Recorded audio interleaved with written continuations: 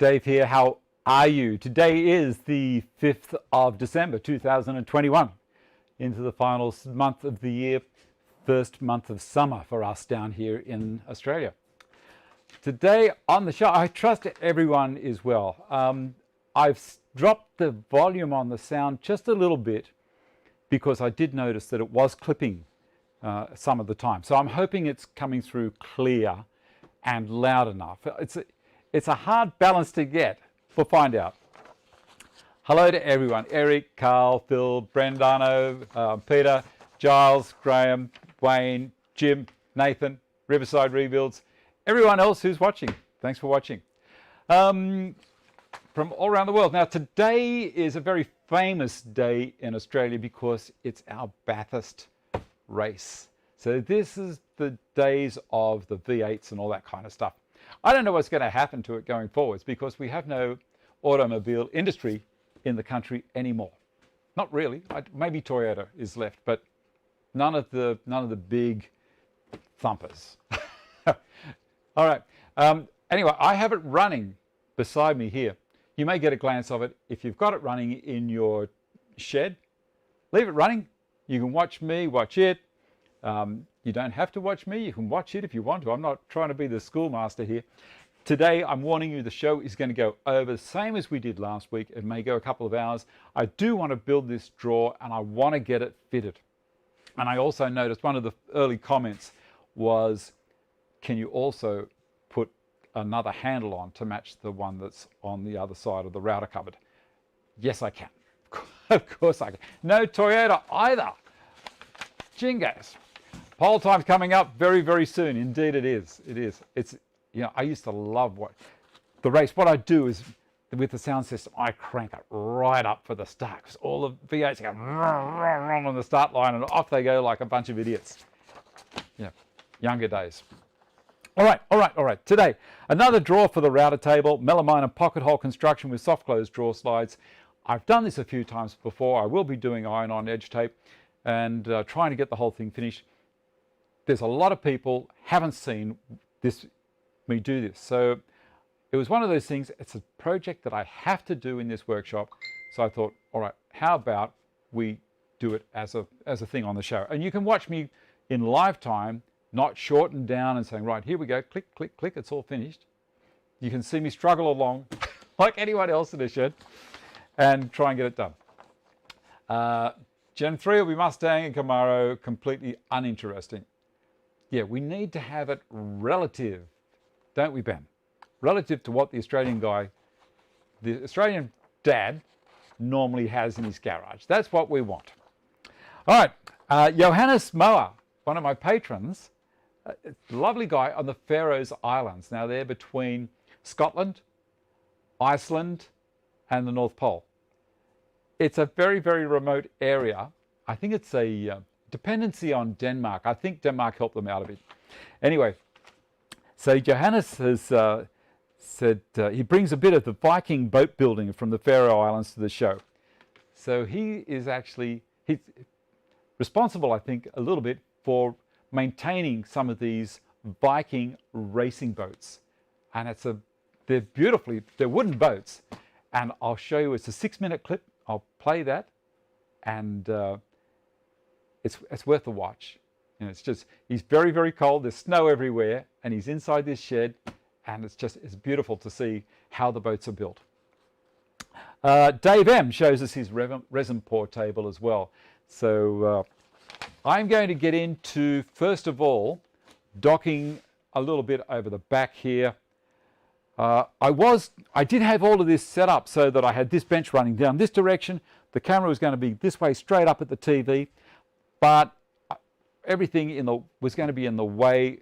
So I've just moved everything back. I'm going to dock the pieces first before I put them over the table saw to take them down to ripping. It's kind of a little bit backwards.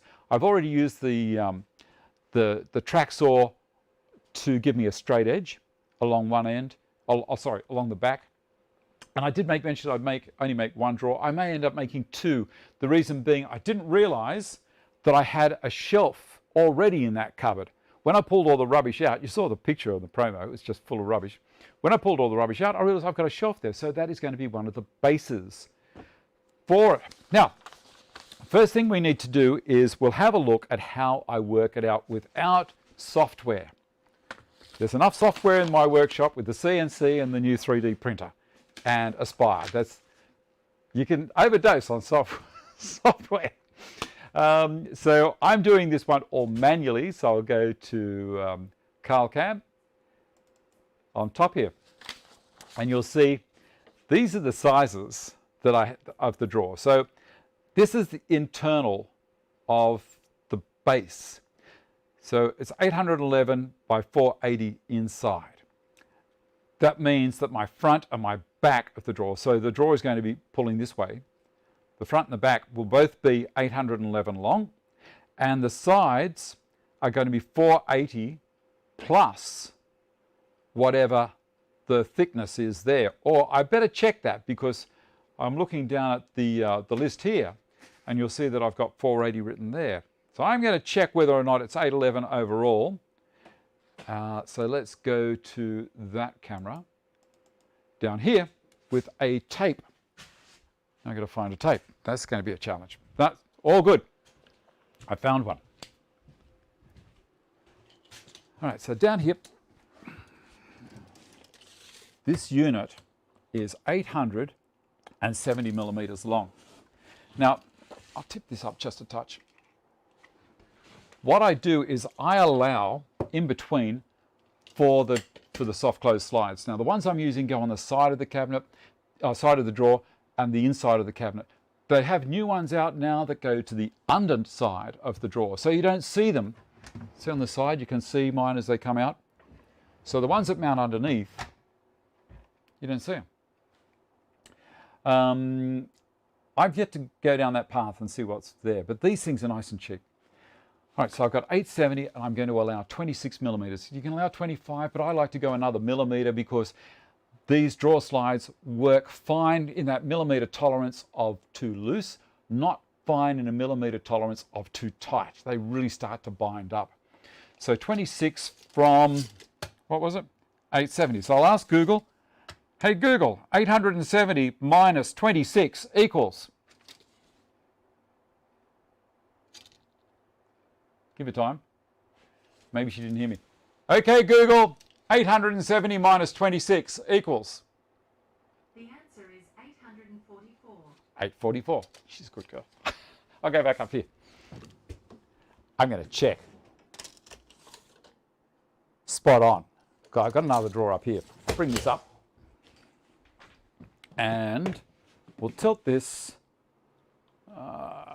I don't know if I'm going to be able to do it. There we go. I'll tilt it down like so. And you can see in here why. I've got these things go in there. Every time I get a router cutter, I throw this in here as well, just so I can identify what's in there. And then I've got this. I've got all the bushes down here that I really don't want in here. I want them in another drawer because I don't want to put my hands over the top of other router cutters and possibly cut myself. And I'm going to make it the same size as this, and it's also going to be for Cole's, Gifkin's jigs. They're all going to live in here. Not this one, they're going to live down the next one below. So what did Google say here? She said 844. So my internal is exactly 811, which is good. And this way overall, I don't know if I'm going to be able to get in there, is going to be, I've got to be more than 480. I've got to be 480 plus 32. Let's go to another spot. I don't know if you can see the race from there. I'll bring this up so you can get a glimpse now and then. These are the Porsches before it. All right, you watch that for a second, and I'm just going to refresh my memory. 811 internally, and the 480 was correct internally. So that is all internal. Back to Cargill. So this is my internal dimensions. And a pen now would be good. Or a pencil. Don't all rush me at once. There we go. Done. So 811 is fine. That's all good. So 480 and 16 times 2, 32. 211, 512. Just checking. Hey Google, what's 480 plus 32? The answer is 512. Good. I bet all your devices are going crazy. They're telling you everything all over the place. You'll have to shut them up or turn me down. All right, so it's 512. We need this one to be, because our pocket holes are going to go through like this and screw into there. So from the side, you will not see anything. And also the pocket holes are going to go in here in the back. So from the side, you'll still see nothing. This will be buried in the cabinet. And this will have another piece on the front like that, which is a drawer front. And that will hide that pocket screw hole right there. Does that make sense to you? Hi, Johannes. How are you? You're waiting for your wife, buddy. Where is she? All right, now the height. I'm going to make this drawer 170 deep. That's going to allow enough for the base of the drawer and also for the box that I'm building that will have little dovetailed ends. You like that dovetail? And it will have Cole's jig sitting inside here. So that's how I've worked out that dimension there. So it's going to be 170 here. Actually down here. But look, don't worry. That's irrelevant. That's irrelevant. For once, my Google isn't listening. Well, that's no good. All right, so 512. Everywhere I've written on the sides, I've got to make that 512. So we'd say, forget that, it's going to be 512. And down here, yeah, I'm going to make them all the same depth. You might notice that I have 170 and 500 from 500 is going to leave me still around 300 millimeters. And I don't really need to make the sides 300 high. They could be 150 high. It's not going to matter, really. Out partying. Good on her. All right. So looking at this, I need two bases. This is how I write it out. Base is two of them. The width is going to be 480. The length is 811. Does it need edge tape on it? No, it does not. And does it have a pocket hole? Yes, all edges. That makes it really easy when you write it out like this. The next one, the sides, I need 4. Don't worry about what that scratched up looks. It is actually a 4. It started off as 2, then I thought, no, make it 4. 150 wide by 512 long. Remember, that's going to be this side. It's got to go past the base and the front and the back.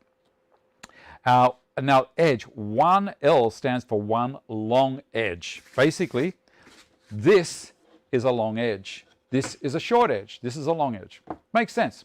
So I would put tape on one long edge if that's what was written on my list here.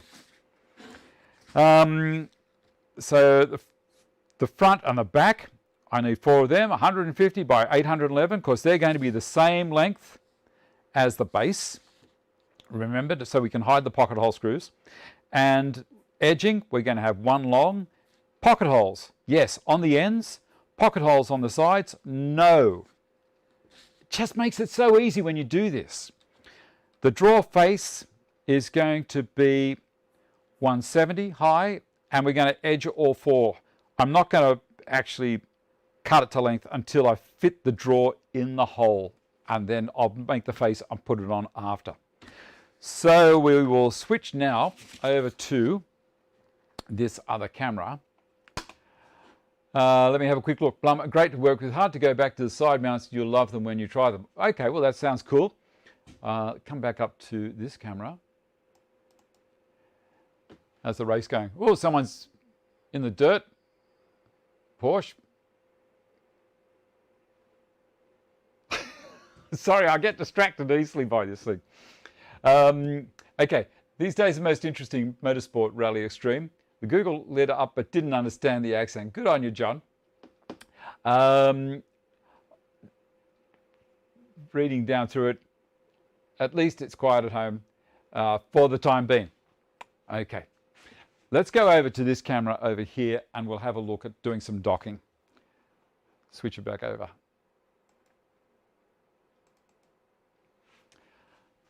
All right. Now you can see the setup that I've got here is the same as I have been doing lately. I've got the dust extractor hooked up to this port at the back. This is the main dust extractor with an automatic blast gate up above me. The track saw dust runs to the CT6, which is a Festool vacuum for smaller things. It's a high pressure, low volume system. The big fellow above me is high pressure, low volume, sorry, the other way around, a low pressure, high volume system. The reason I've got this here is because at the end of the cut, you'll see there's a bit of stuff blows out and this stops it. Melamine can be really, really nasty stuff. So it's very sharp. So you just got to be careful with it. This way it gets me out of strife. And I'm using the dog lock. And look, I printed one on the 3D printer. Now, if you go to my Etsy store, you can get the files for this and print your own, if you want. Just an idea. I don't even know if I put a link in the description box below. I will after the show. They've come up nicely. Thank you very much, John Lafferty, for doing that for me. All right, I'm going to dock the end first. I'll slide it back. We'll clean the end up. And people have been asking me, what's this? You're cutting into your bench. Well, no, I'm not. It's resin, and I am going to do a video on this when John draws the plans for me. I've actually got to get him the dimensions first, so it's my fault. But he's doing the plans for something else for me right at the moment too. It's a surprise. All right, lower this down onto the Stanton dog lock, and I will do my scribe cut first, which means I'm dropping the sword blade 2 millimeters down into the surface, and I'm going to pull the saw backwards. If you're not comfortable doing this, don't do it. There's only a slight advantage. The reason I do it is because the blade is traveling this way, and if I was pushing the saw that way, the blade would be coming up out of the cut and lifting the surface. Bringing it backwards this way, the blade is pushing down into the surface, so it's pushing itself back down into the substrate of the board. So the melamine is very minimally chipped, does just about nothing. Then I'll pull it back, I'll drop it down to around 18 millimeters because this is a 16 millimeter thick board, and go forwards, and then I have a really, really clean cut. Once I've done that, I will flip the board over. No, I won't. I'll cut it to length, then I might flip it over and put a stop there because I've got a few boards I've got to cut at this length. All right, what am I after? I'm after my eye muffs. You'll cut one on the laser next. This sounds great. Okay, put these on so I don't listen too much. Okay, there's going to be a little bit of noise, boys and girls. I'm on 2 millimeters. I'll do my reverse cut. I'll wait for the duster system to get working. There she goes.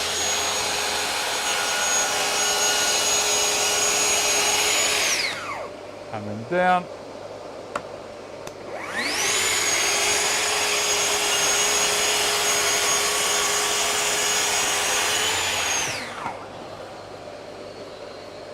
Here we go.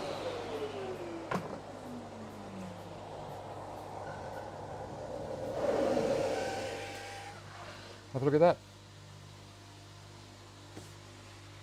Not bad, is it? Not bad at all.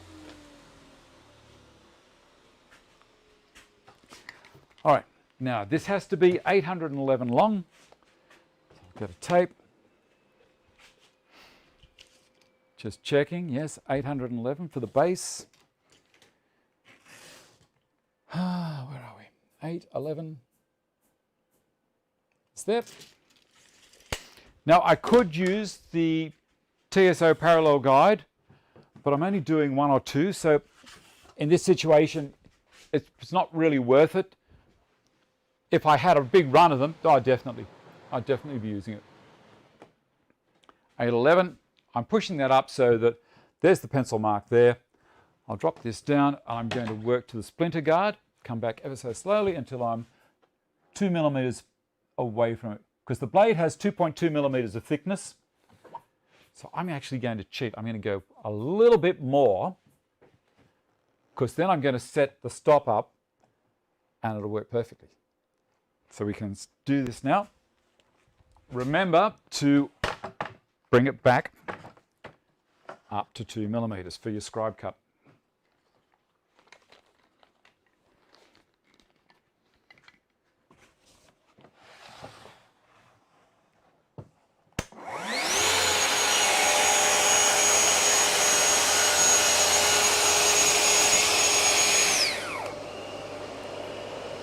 Down to 18.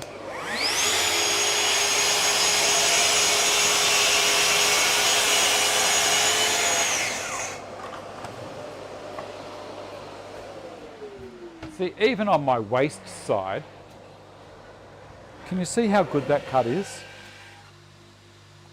That's on the waist. All right. Now I can set my stop to 811.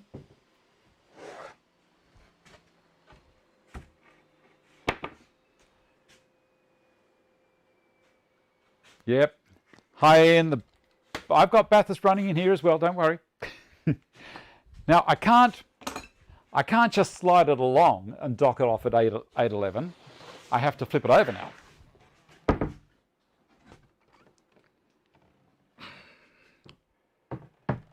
Like so. Bring it along, and now I'll move this dog up to here, like so, and then this dog I'll set up this way. Pair of dogs. So how I do this, put those two in there, and slide it along. Get it like so. That's better. 811. 810. 811. So I have a tape embedded into the top, and it's resined over the top. And it's the perfect distance from where the saw cuts. I've calibrated it back. And I'll explain all of how I did that when we get the plans out for this thing. So now I can just slide this back till it touches the stop, and this will be 811. Easy.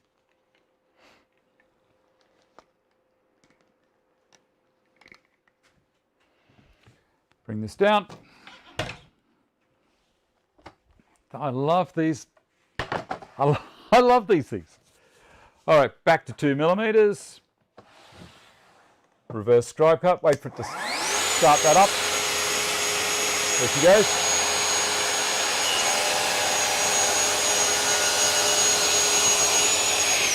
Forwards.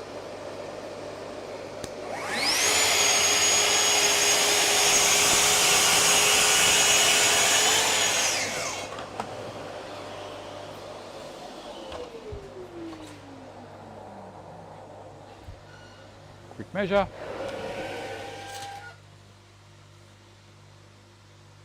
Beautiful. What have I got left? Touch under, that's okay. That one's done. This one will be for sides and things.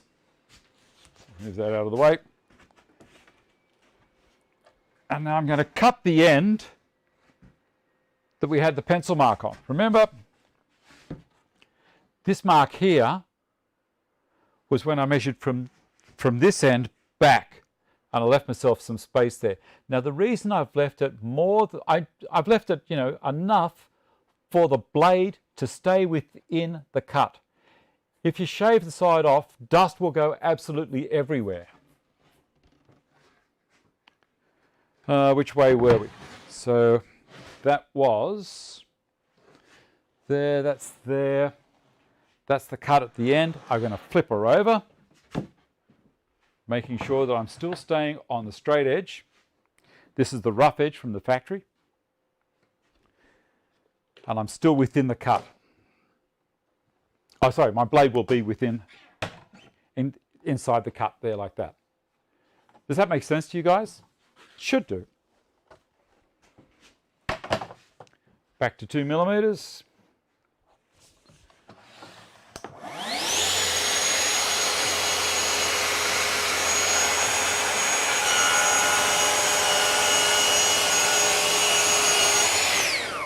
Down to 20 or 18.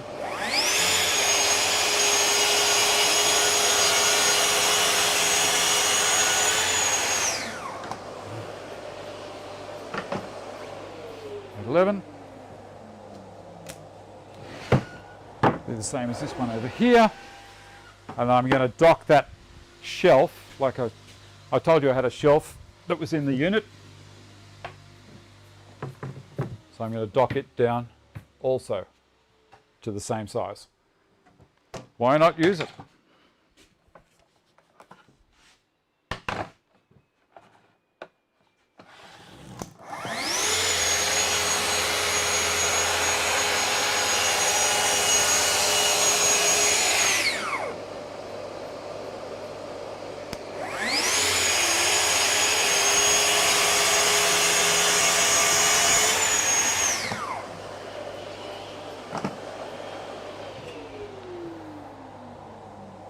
Done.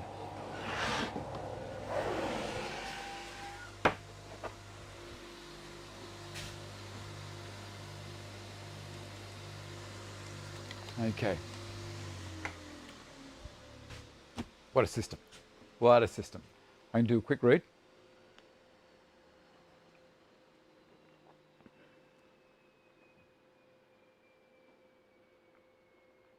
Six knots. You've seen me on the Optus ad, have you? Yeah, I had a lot of people get in touch with me. Dave, do you know that Optus has got you on their ad? Yep. I worked on that ad around about 3 months ago, and I had to sign a confidentiality contract. Wasn't allowed to tell anyone, not even Vicky. Not a word. I was busting to, but I didn't. So it was good.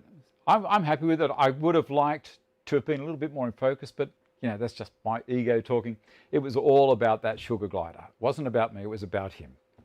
And looking after his girl. I thought it was a very cute ad. What did you think? Did you enjoy it? Whatever you think about the carrier, I'm not interested in hearing that. It's just the ad itself. Anyway, 80 watching.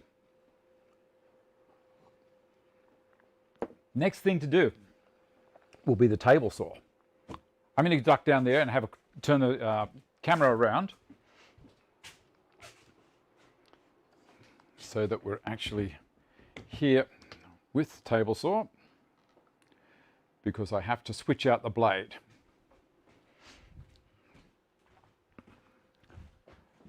All right, no blue shirt threw me off the first time. Well, I'll tell you the story. I did wear the blue shirt, but the shirt had to be the colour. They had to change it, because this colour was too close to the opposition's colour. So they did all that digitally. Thank you.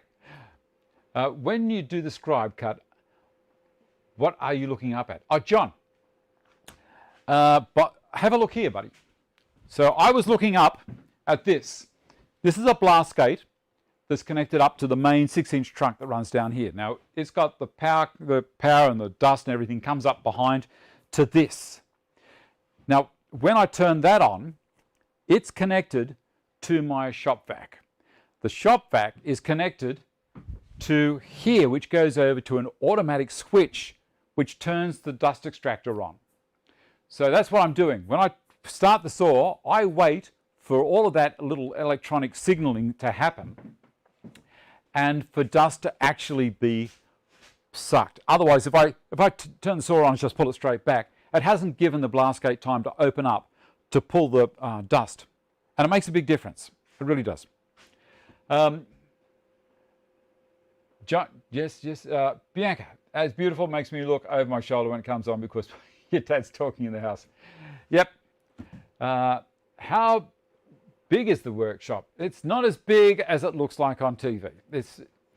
It's around just under 5 meters wide by around, I think, 13 meters in here.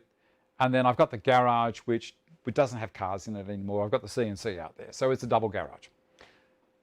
There you go. But it's a matter of just making it useful. This island bench, the assembly table in the middle here, is fantastic. It's exactly the same height as my table saw, which we're going to go over to in a minute.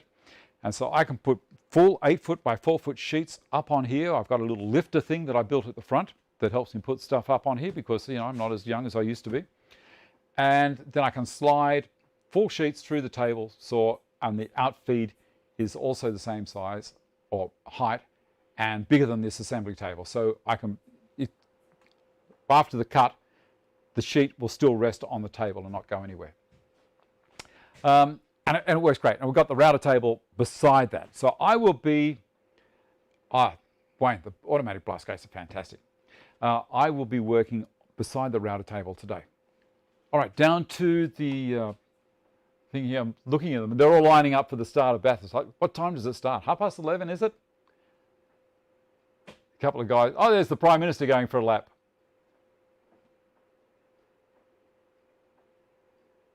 Race control 1. There you go. If you're not a petrol head, don't worry about what I'm talking about, because this is, if you've only tuned in, Bathurst is an iconic race for Australians. It's a car race, and it's probably more popular than the Melbourne Cup, which is a horse race. So there's 2 big events. Oh, it starts at 12. Thanks, Peter. So I'm going to be, you got Scafey's driving him. Anyway, I'm going to be glancing up at that and not paying any attention to what's happening on here during the show. Let's go over to the table saw. I better not muck around while I'm playing with the table saw. There we go. Here we go. Now, I need to change the blade because at the moment I've got a rip blade in here. Move that down out of the way a bit further. So I'll raise it up. So the blade in there is a 24 tooth with a deep gullet. And you'll notice I've got the blade guard just popped off in preparation for all of this. I'll spin it around. There's a finger lock point there that stops the arbor turning. And it's only a light. You don't have to tighten these things up super tight. As they turn, they tend to want to tighten themselves up. They don't try and loosen themselves as they turn.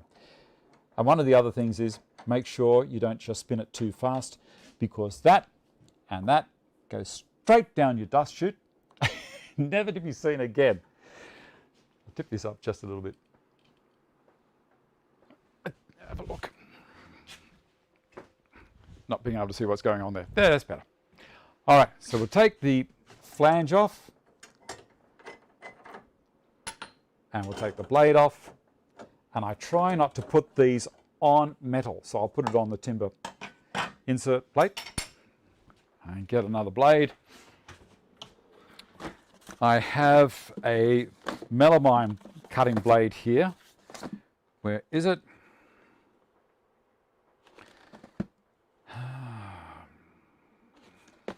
There it is, found it. Now it is about 1 millimetre wider than a standard 1/8 of an inch blade. This is the one that I use. This is absolutely beautiful. So it's an Amana tool blade. And as I say, be aware, it is thicker.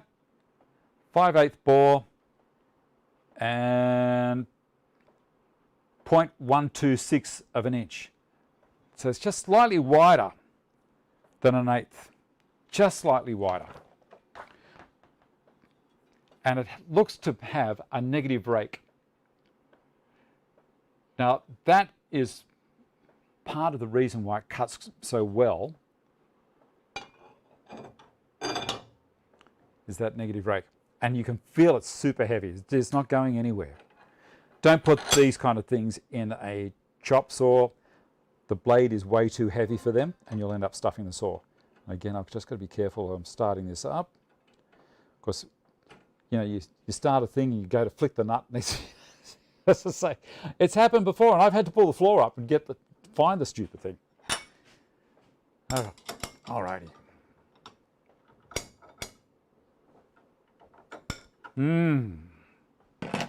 Lovely. And put the guard back on. Now on this table saw with that particular blade, I don't do a scribing cut. I just hook straight into it. But I go slowly, don't go too fast. Now the other thing, I'll put this back in. Again, this is something that I say to everyone whenever I do this, and if you've heard me say it time and time again, that's fine. I use a piece of the material that I'm going to be cutting. Now these things here are called gullets. That's a little depression between each tooth, and I take the saw blade down until the bottom of the gullet is in line with the top of the piece that I'm going to be cutting. Pretty good. And other people have asked me what these things back here are. Well, they're an anti-kickback pole, and there's more of them here as well if I want. I can drop those down. So not so much with melamine, it's not really going to grab it, but with timber or plywood, these things are designed to let timber go that way, which is the way that you're pushing it through. But if the blade wants to get a grip and starts pulling it back, these will dig in and act like a seatbelt for you. So they're pretty safe to use. What's the next thing? We'll cut these bases, and then I think we might show Johannes's beautiful video. Got to check the width of these, and the bases are 480 wide. So I've got two of them that I've got to cut. 480, slide that out to there. I'm going to go just a touch longer because it's not going to worry me too much if it's a fraction of a millimetre longer. There we go. Drop that down. And I have a blast gate at the top and a blast gate at the bottom that I open up. These aren't the main gates. The main gate is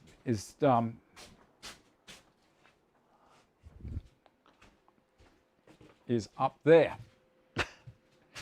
So I'll cut one, and then I'll turn the saw off, and then I'll aim that camera up there. You can see what's happening. All right.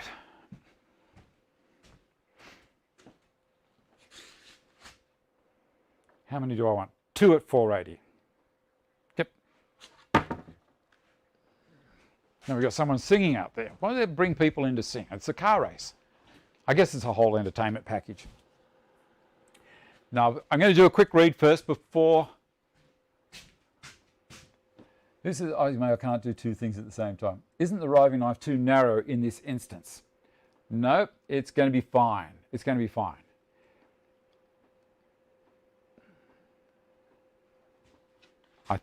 I understand what you're saying, but it's not a full millimetre wider. It's only minimally wider than a standard 1/8 blade. See, I think this riving knife is, let me work in metric, it's probably 3.1, maybe 3.2, but I could put the calipers on it, but I'm not going to give you the straight answer.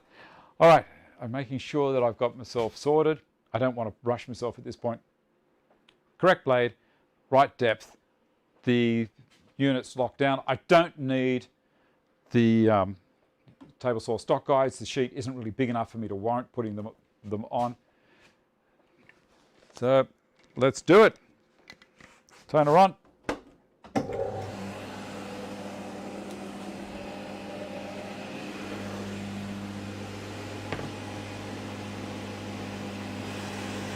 What I'm doing now is I'm making sure that I've got pressure against the fence. I will not put my hand against anything when it's up at the blade. I will always push from this side. Right at the end, I'll pull it out the other end, but you'll see what I mean.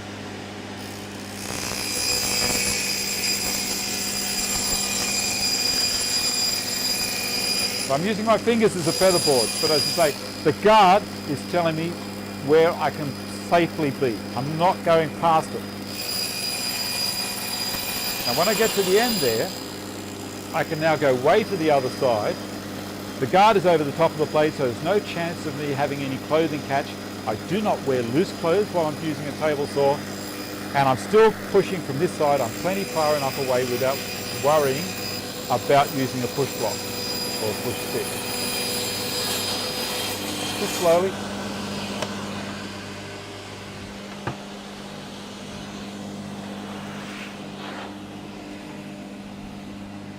That's the first one. And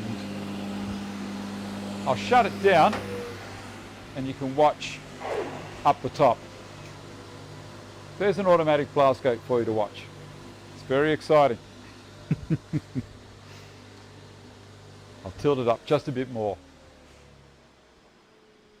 Has that got him? There you go. It's that big thing in the middle.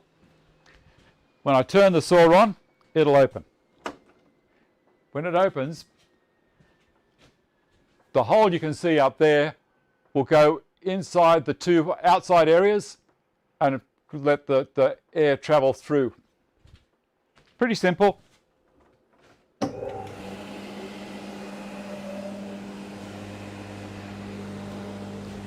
And put the timber through.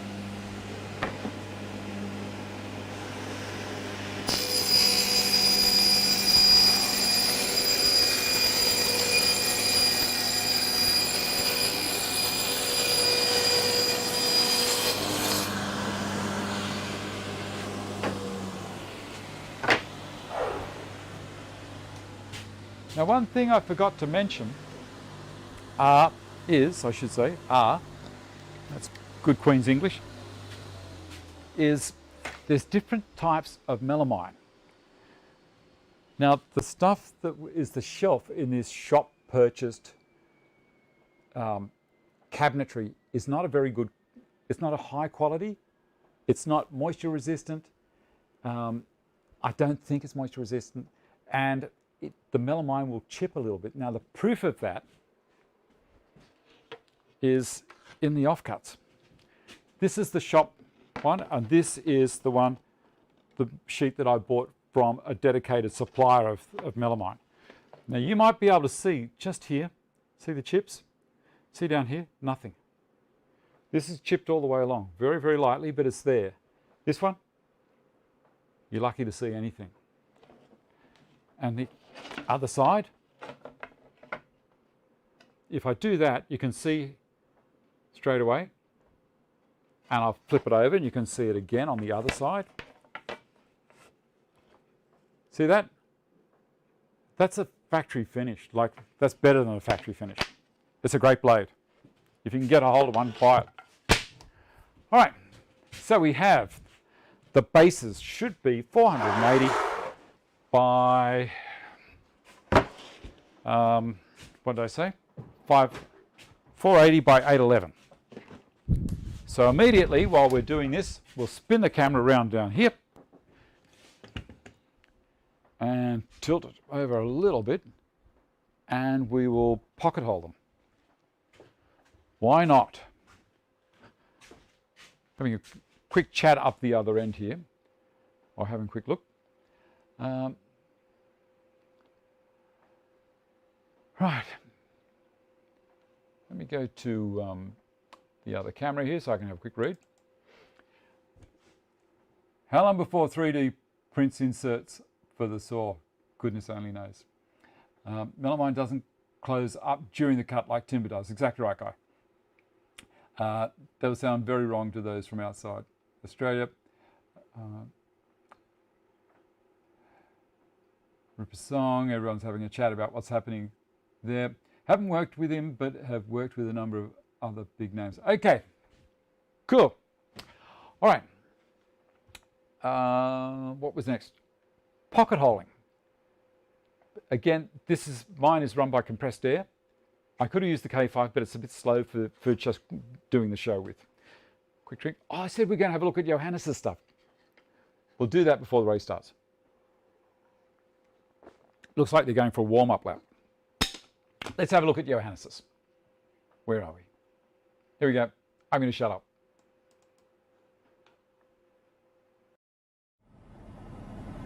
Hey Dave, it's me, Johannes. from the Faroes.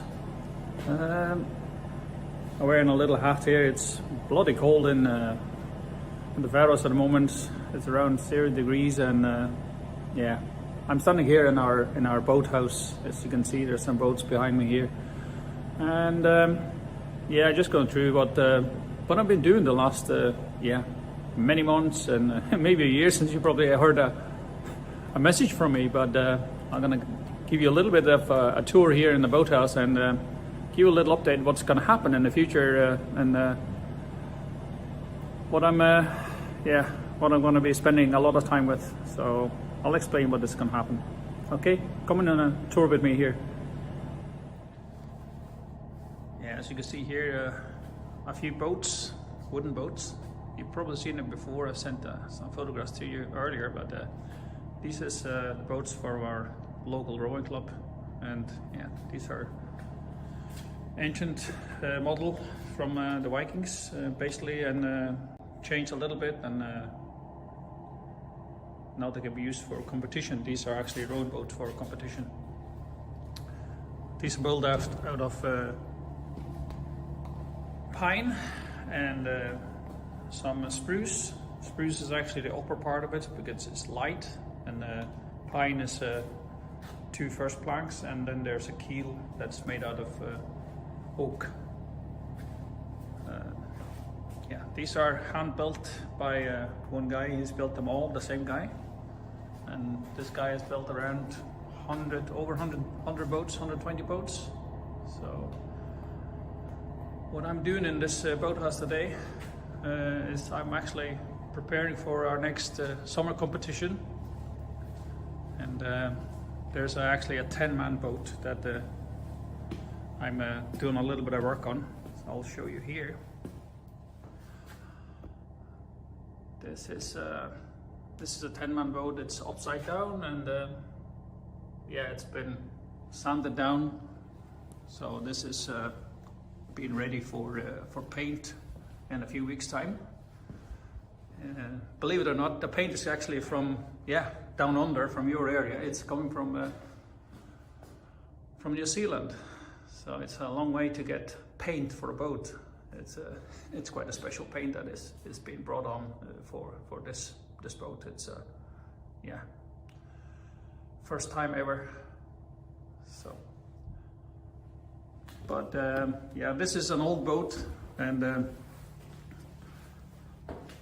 it's 6-7 years old, this one, since it was built, and now I'm gonna restore it for the summer and prepare it for competition. Hopefully it's gonna win a lot. It won last year's championship, so that is good. So hopefully next year it's gonna be the champion of the Faroe Islands again, this boat. So apart from that, we're actually getting a new boat, so I'm gonna show you some photographs of that new boat after this. So hang on, and this new boat I'm gonna show you is actually the boat that my son is gonna be rowing in for the coming year. So there's pictures from when it's the keel is made, and all the way up until the boat is finished. This is quite a craft and quite a skill this guy that's built in Ngian has. It's a beautiful boat when it's finished made. So yeah, so here are the photographs from that build.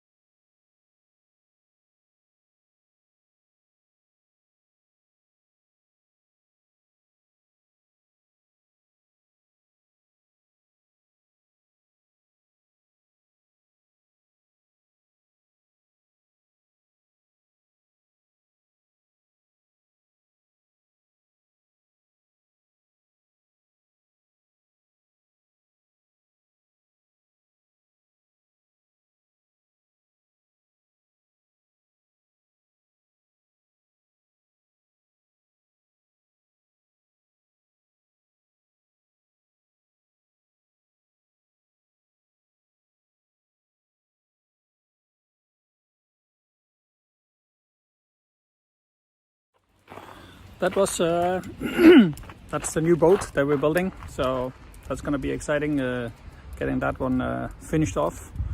It'll be a similar job that I did with some other boats that I've done before, that preparing everything, the oars and everything, and inside the boat to prep everything and paint, and preparation before painting. And so I got quite some hours left to do on these boats. So, but I'll keep you posted.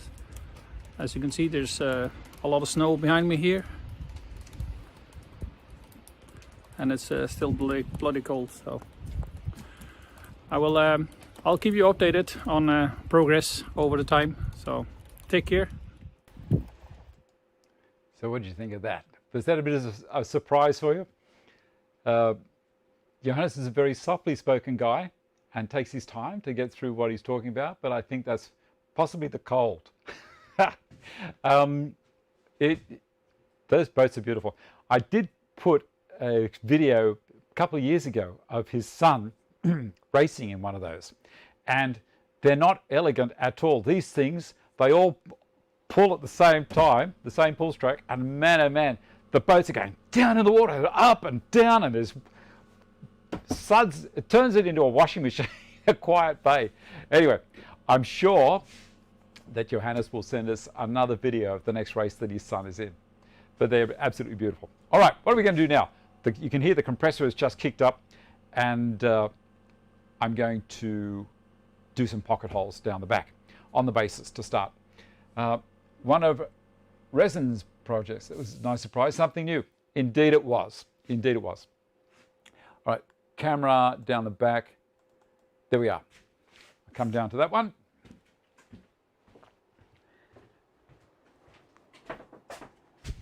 Tip it up just a little bit.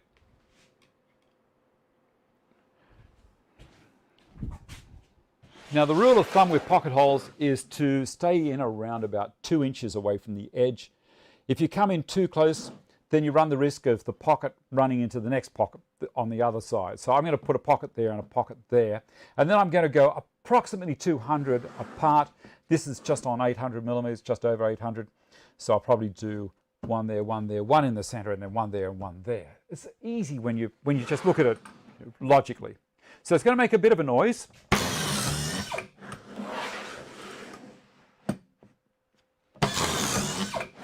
Center. About there. About there. And you can see what it does. So I'll do the same on the other side.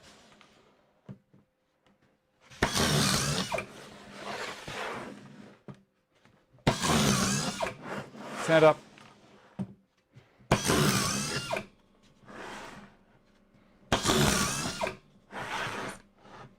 About there. And 3 on the end. 1 right in the middle.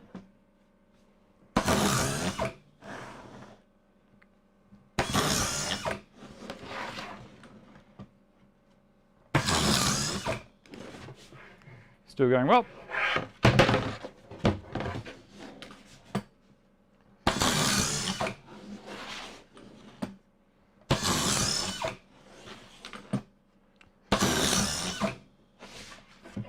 Done.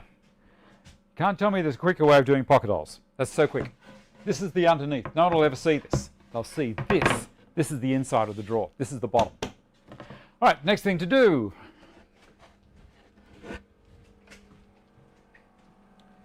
is some more work on the table saw in a second. I'll switch this around to this one again.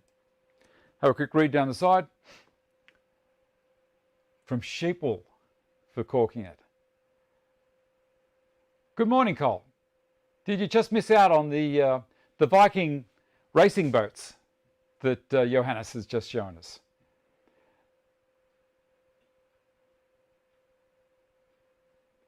It sure does, Brendano. All right. Now, we've got another viewer's project soon, not straight away. We'll do that a little bit later on in the show. There it is. Okay, so that's the base done. I've done 2. I'm not going to pocket hole the other base right at the moment. I'll do that a bit later on. cutting it out is the main part for me. I want to make sure I cut both drawers out at the moment. So we've got that done. The sides, 150 by that. So 4 at 150, which is 600. Am I going to have enough to do that? Now I better label this before I get into strife.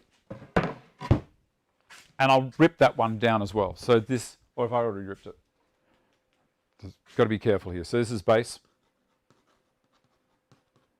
so I don't cut it up. I'll rip the other base, and then I'll take this down as well. Give me a sec.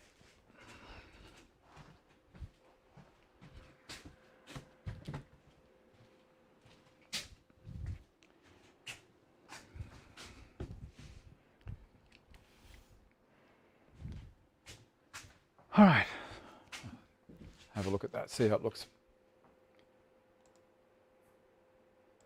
Not too bad.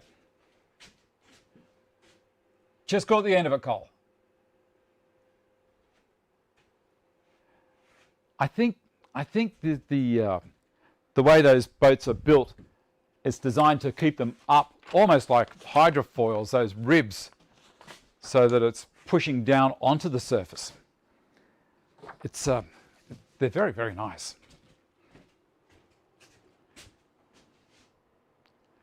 And the other thing Johannes did over there was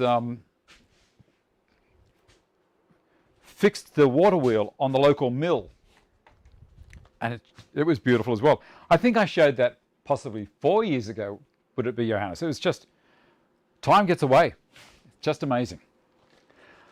All right, what have we got? Sides. I want the front and the back. So 4 at 150 by 811, but I've got to cut one at this width to start. So we'll cut it out of this piece. Because this is dirty, that dirty side's going to go to the base. So I'm going to flip her over. Remember, this is the cheaper style of melamine, may not cut as well. And all it's going to do is shave the edge off. This is going to throw dust. That melamine's going to go everywhere. Give me a sec. It's one of the times when I know that the blade is not going to be totally within the cut. I'm going to be going down the side. It's going to throw dust out here. And that's when I need the mask. Especially with melamine.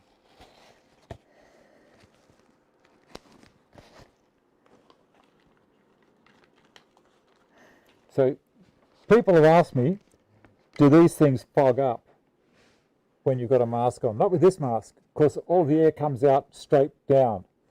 Nothing comes up the top. Depends on what tension you've got on the top here, but the surround is pretty good. I'm very happy with it. Okay.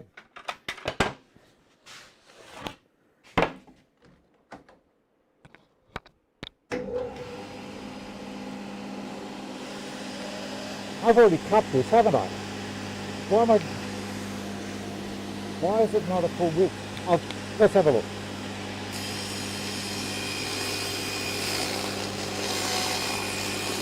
Yeah, I have cut it. Don't know what I was talking about. It shaved a little bit off. All right.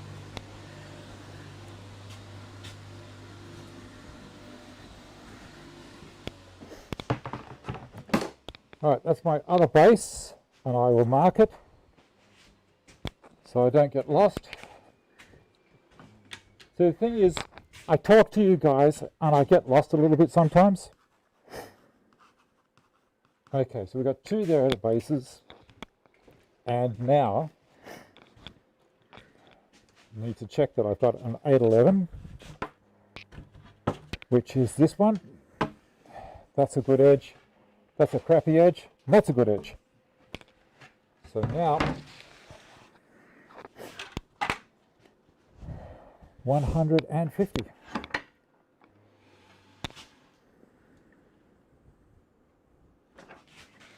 Lock that down. We'll just run these.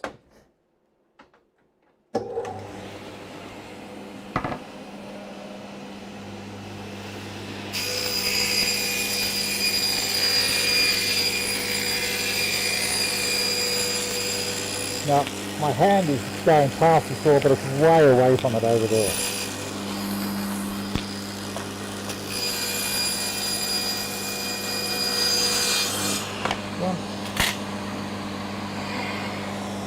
Remember leaning over it, the guard is there.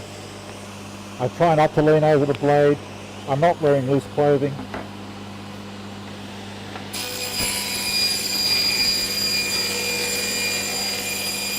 Oh, they're clean cuts.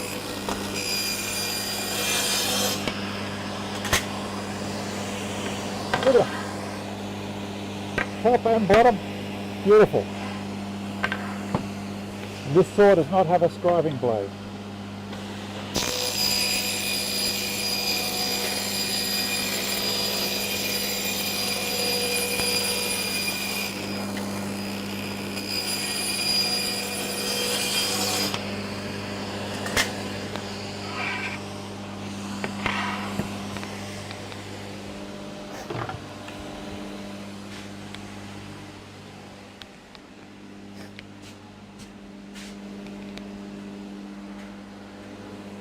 I'm looking to see if I've got another piece that's 811. Give me a sec. That's too short. I'll see if I've got something in the timber rack.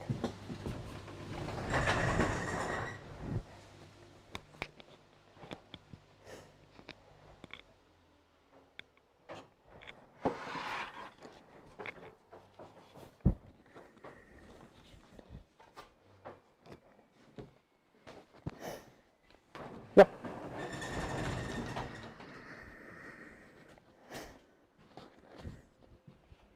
I've got this piece here that I just found. That hole, I'll cut that off. I've got a couple of small holes down here. It's not going to worry me. I'll put this in the bottom drawer. This side is pretty good. Will it fit? Yes, it will.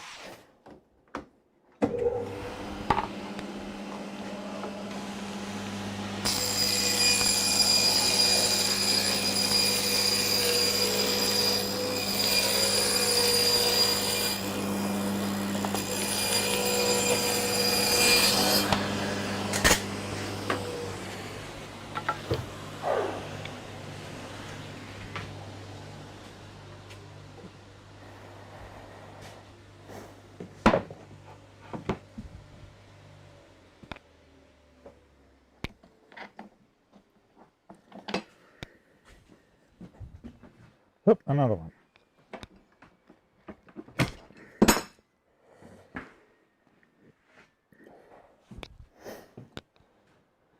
Where are we? Take this off, switch the cameras.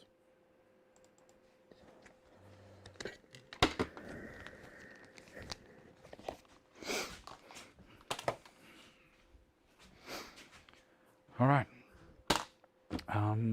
Where am I up to? Still thinking.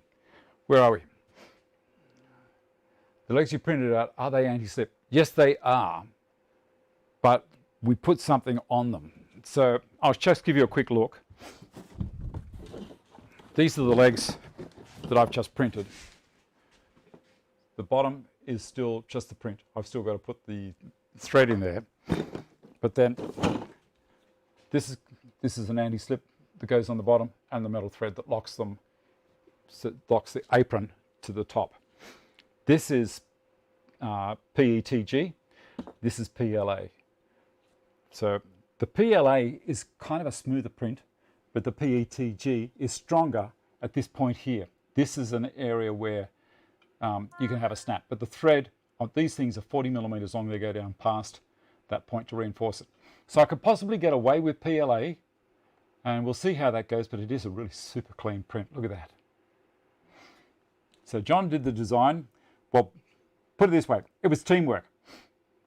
I came up with all the things that I wanted, and then John did all of the CAD work, and we refined. You know, there's probably 5 or 6 versions of these things until we got it right. But that bit of rubber on the bottom is part of the finished height that you need for the top of this bench to be about 2 millimeters taller than a Cis 1. And that's very important. Rob, yes, Yeah, now there's actually a hat on the puzzle right at the moment. And we've done a little bit of a video so far, but we haven't taken the hat off yet. But we found, here's an interesting thing. We're changing subjects all the time. That's what this show is going to be like today. We're going to go way over time. It's going to be 2 or 3 hours long. But you know, if you want to watch, watch. If you don't, don't. So the I'm distracted by the roast as well. So the hat, when it came out of the washing machine to mat it up and felt the wool, because Vicky hand knits these things, then it goes into the washing machine, then dries and all that kind of stuff. Then you stretch it out. So she had to actually really stretch it hard to be able to put the mold inside the hat at the beginning. It was something we hadn't thought about. We were just thinking about, oh yeah, pull it out at the end. It's got to work. But going in also it had to work. So that rectangular washer that we made for the hat block puzzle was crucial, because we put that in first, dropped the 2 sides in one at a time, moved it out, down and out, and then we could stretch it until it locked onto that section. Then we just put the middle parts in. It worked really, really well. And we'll show you everyone how it works when the hat is dry enough, so it dries on this form, and then we'll take it off and show it in pulling it out as well. Johannes, I'll share another clip when I received the new boat and starting to prepare it, and I will explain a bit more how they're built in the history. Johannes, that'd be fantastic. Thanks, buddy. I get lost on the way to the station. Looking forward to another clip. Make an excellent triple chip melamine blade, but you need a 30mm to 5/8 insert for the saw stop. I also have that, but I prefer this Amana tool one. It just seems to cut nicer, Stephen. How much weight did I lose? Around 13 to 14 kilos, around 84 kilos to start. I'm down to 70, 71. And I balance out there and I feel fantastic. I was talking to a guy yesterday about it. He was 110 or something, and he's bringing his weight down. And I said, and he's got down to about 100. And I said, well, you're still 30 kilos heavier than me. That's 1.5 bags of concrete mix. Now, if I had a backpack and put 1.5 bags of concrete mix on my back, I would feel that big time.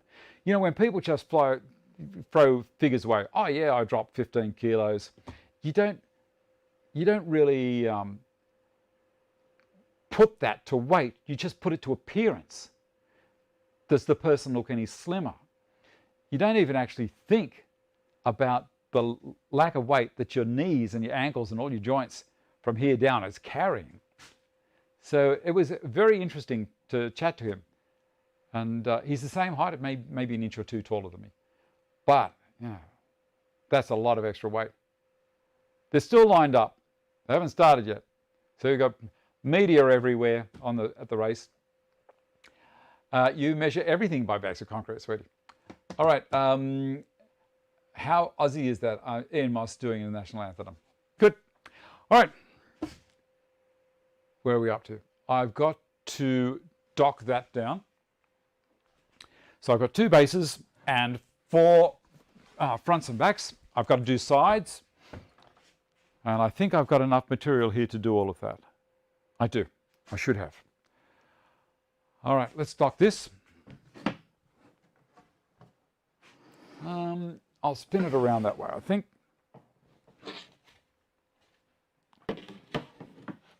And bring you guys into the equation. This piece that I'm about to cut was the template that I used for my trim router to create the radius on that big Jarrah stiffening brace that I put on the cypress table that we built on the show around 2 months ago. You dropped 10 kilos, Graeme.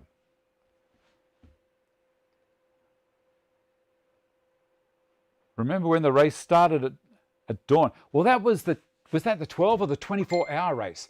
And you could see the brake discs glowing as they were coming down the mountain. And that was amazing. I only got to see one of them. I actually got booked on the way out there for speeding. Anyway, it was a great race. Fantastic.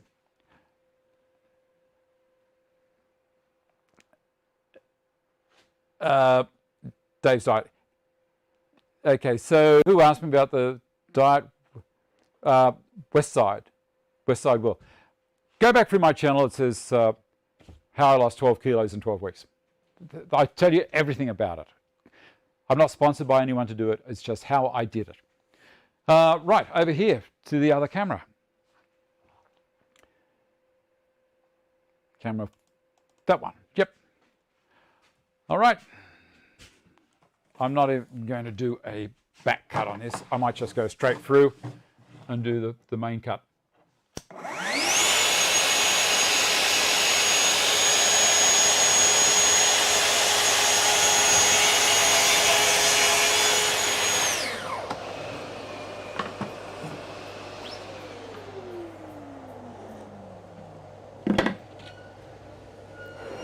See, the bottom of that cut is really, really good.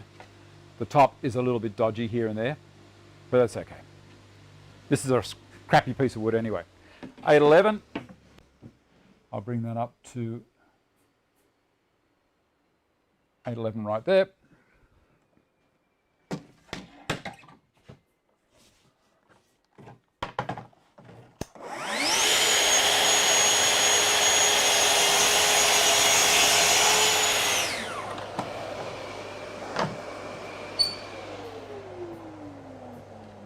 Done. So that's my 4 sides, I think. I'll get the other pieces that I've got down here.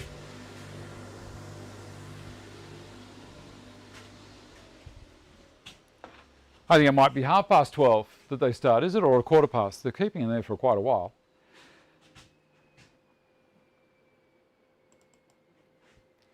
If you drive around the circuit when it's just the road, you can appreciate the scary bits when you can't see the road in front of you. Indeed.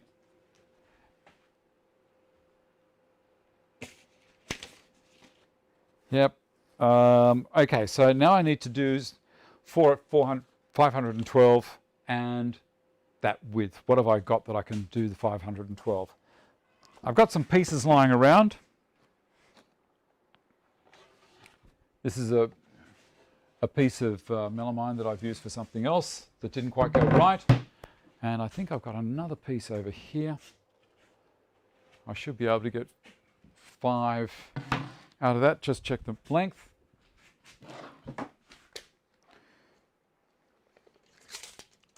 Yep, 512 and 150. I should be fine. All right, down to the other camera.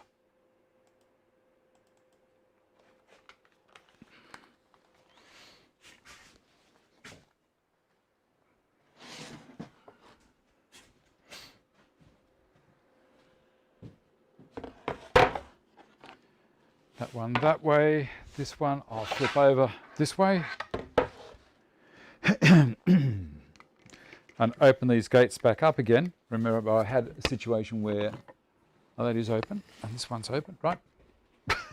It's fine. It's fine, fine, fine.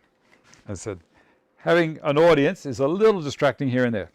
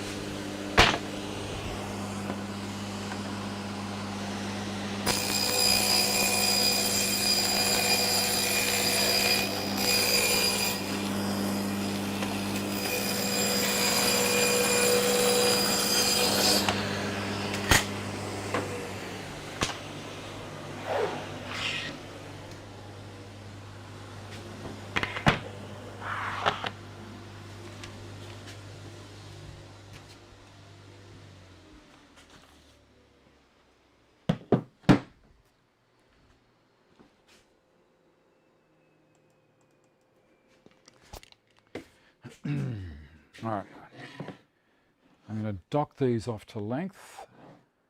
One way I'm going to do 520.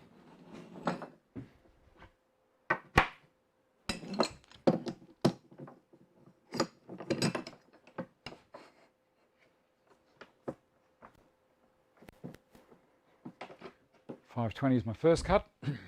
Just squaring the ends off.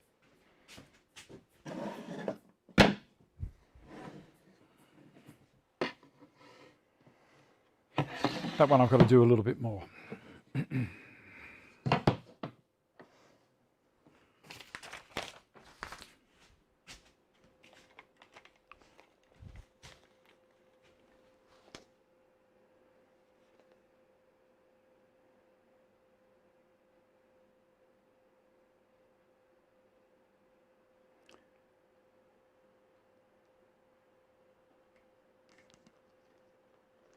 They're all doing the warm-up lap, are they?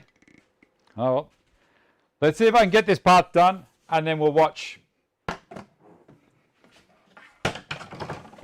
warm-up. Oh, sorry, watch the start.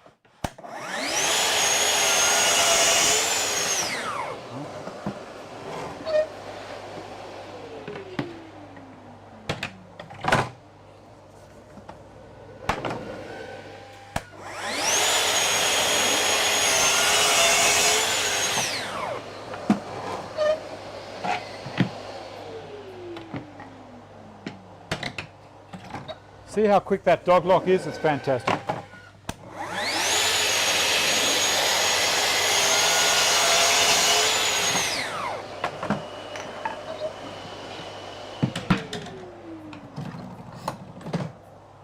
I've moved that back a bit because I've got a hole at the end there I want to get rid of.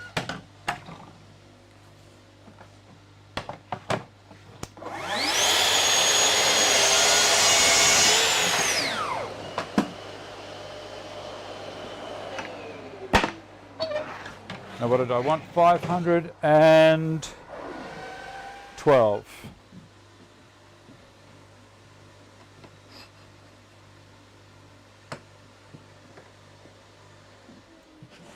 Flip them all over, except for that one.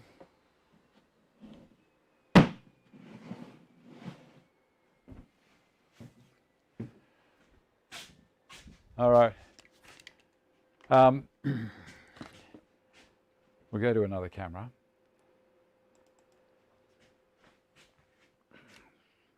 So they are on the warm-up. And so what I can do for you is I'll spin this around.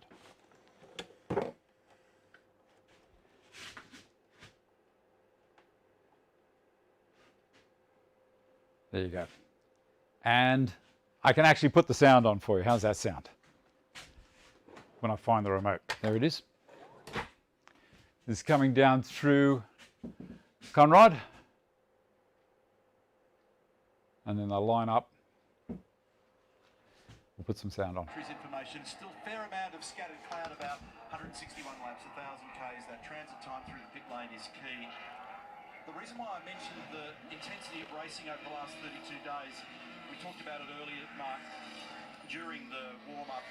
And it's the fact that that intensity, a lack of endurance racing, all of the crush at the back end is going to put enormous pressure up and down this pit lane. And I expect that we'll see some troubles coming from it. That's pretty cool, isn't it? Right. John's concerned about copyright. I think this is something that everyone in the country is going to be watching.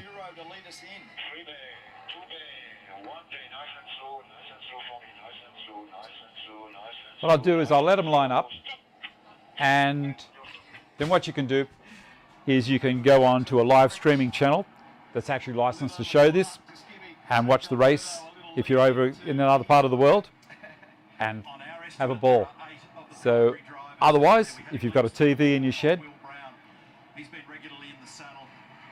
turn it on. Turn on. All right. So they're lining up, and I'm going to watch it, but I'm going to spin you guys away. So if you can watch it on your own screen. Here we go.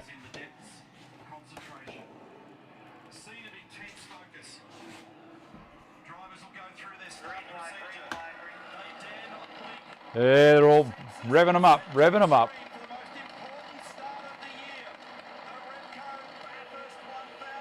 Off they go. One guy out in the grass, jumping for position all over the place. The red car's first. Bumper to bumper.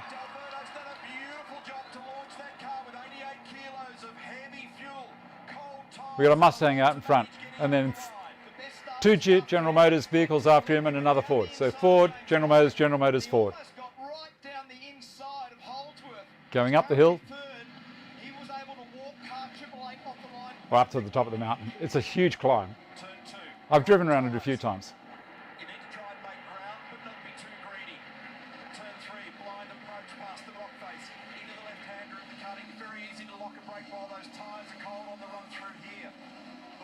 No prangs, doing well.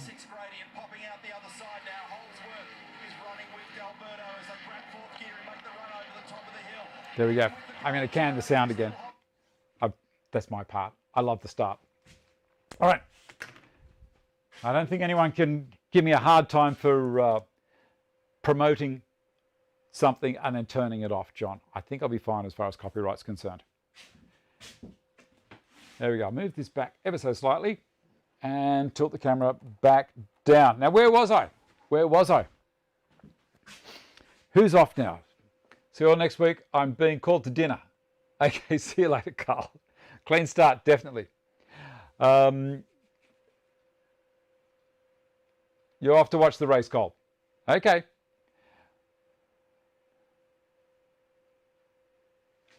All right. What's next? What's next? What's next? Okay, so I've got all the components are cut. Now I've got to do the pocket holes on the ends, and this is where my list helps me out big time. So remember, on this list here, it's got the item, and it comes across to edges and then pockets.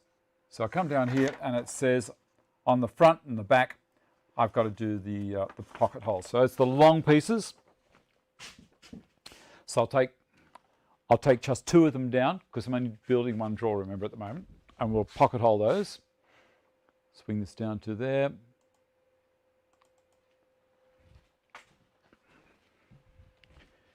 Yeah, poor old Dave's woodworking channel doesn't really rate much in comparison to Bathurst.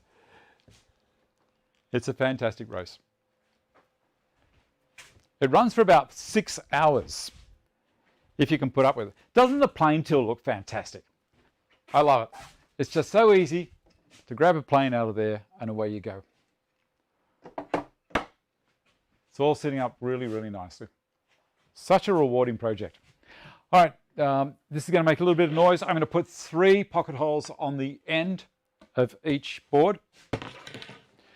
And this one, I'm going to bring them close to the edge.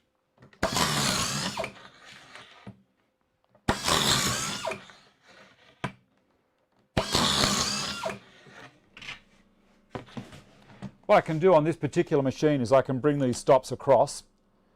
That's what they're there for. And the other one, bring it across. Okay.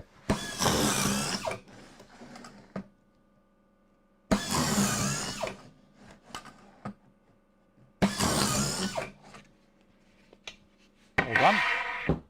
And I think I have enough length on the cable there to bring this camera back to here, so you can actually watch it in action, if you can see that. That's got to be a bit better, about there. So there's my swing stops, in and up against the stop. This is run by compressed air, of course, and there's a compressed air line here which pushes this down and plunges hard against the bottom to stop any lift. That's the clamp. And then straighten the guts.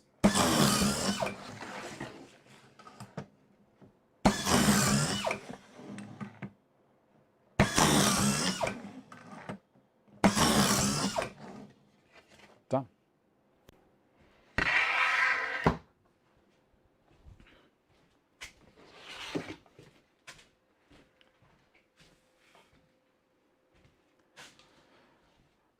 All right.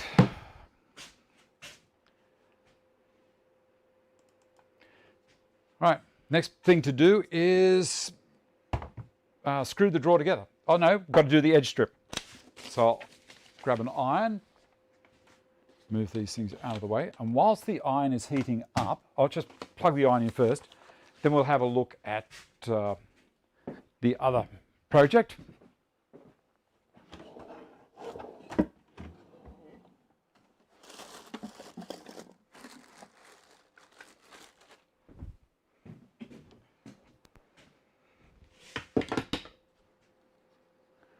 I don't dare plug it into the same PowerPoint that the computers are all plugged into, because it might end up in tears.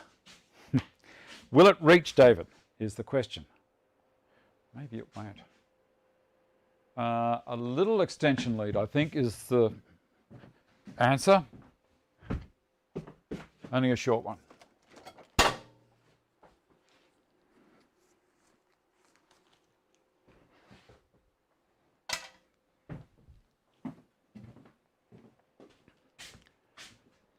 The race is still going.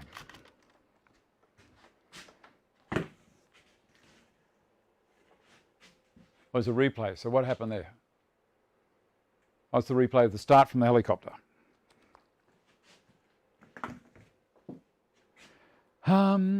Right. So whilst that iron is heating up, let's have a look at Dave M's stuff. From Dave Makarowicz.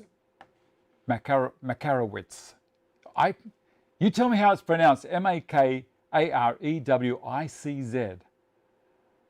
Makarowicz.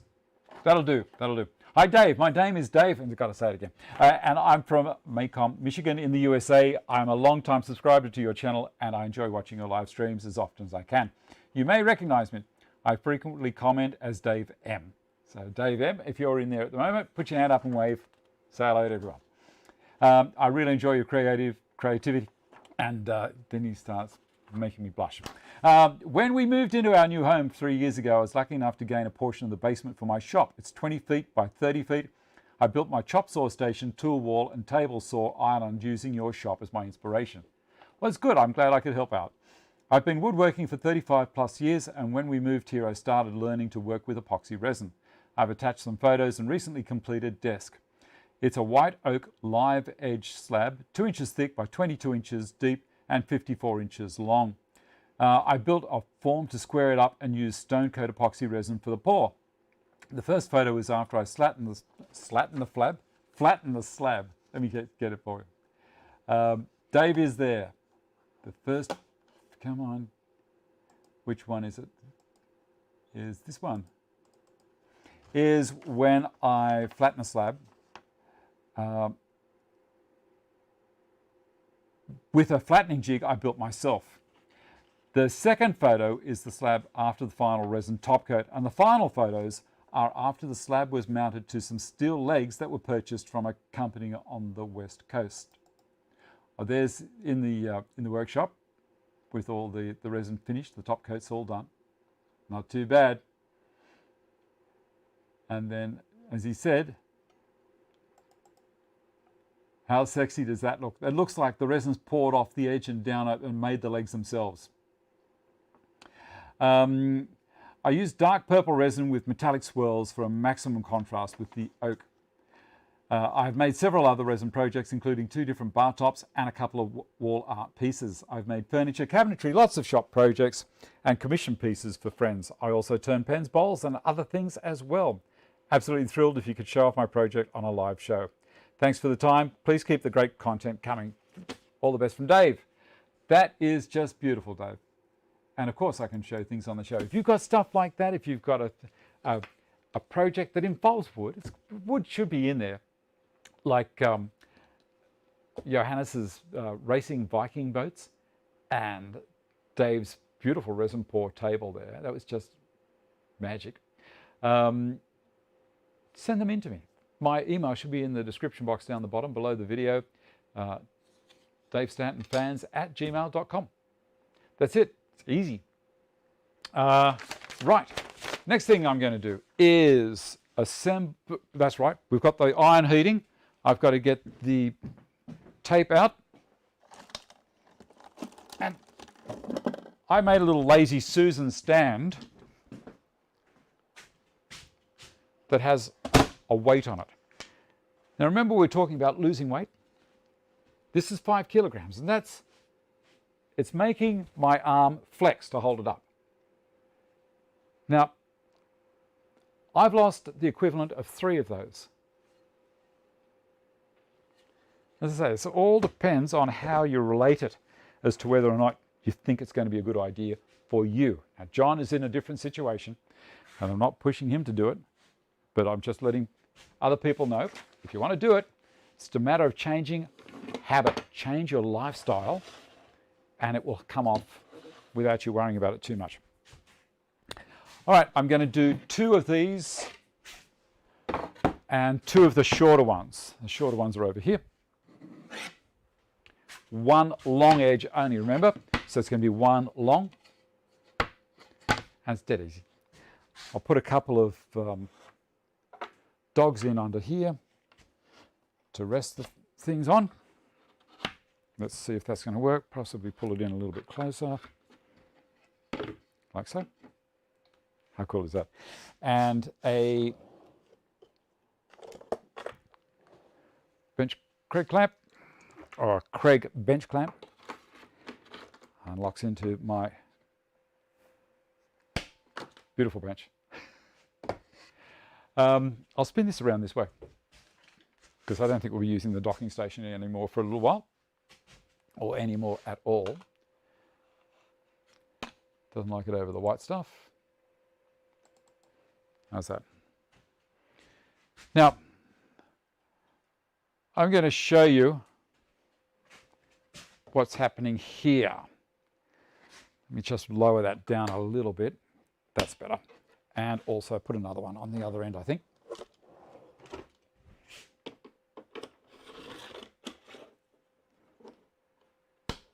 Done.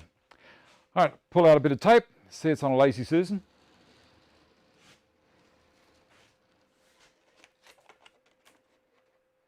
Oh, good. That's good. Thanks, John. I need my block. I also need a block of wood, which I'd forgotten to bring over. And I'm going to use a chisel. I'm not going to use the little tiny plane this time. So I'll show you what I mean.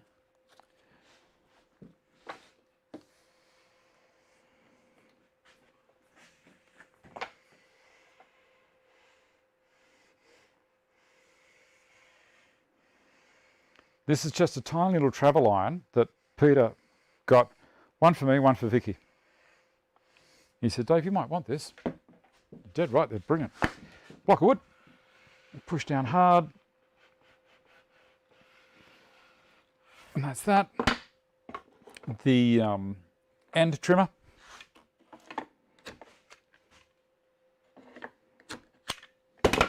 And then the side cutters. I like this part. You ready? That looks pretty cool. And I did say I'm just going to use a chisel this time. These are the ones that I sharpened up the other week.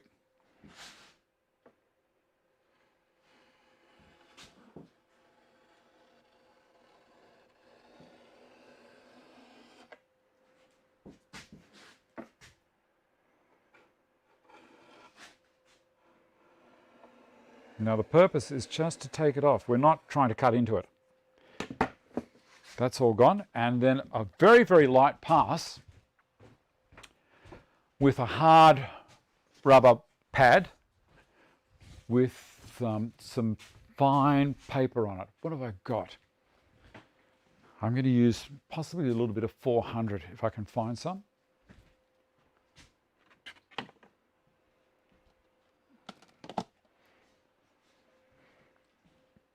Well, I can't find any new old stuff, so I'll just tear a new piece off. This stuff here is coloured grade paper, so 400 is green and it's got 400 written on it. And you don't have to cut it, you just tear it. You ready? It's cloth, and I'll cut it, tear it this way. So that's it.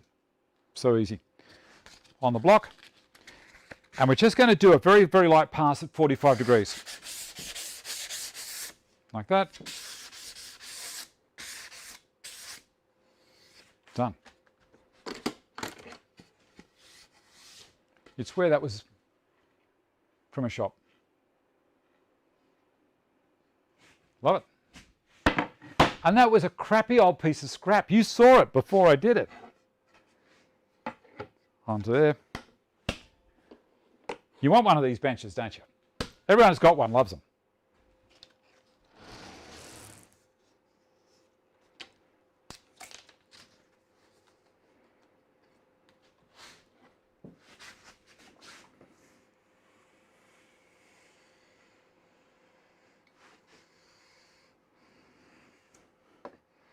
The thing to be careful of with the iron having the lead come from the other side there is that sometimes they catch and pull the tape off.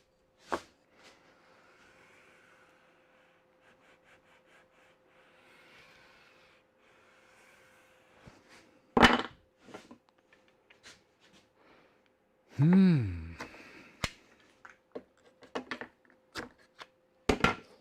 again.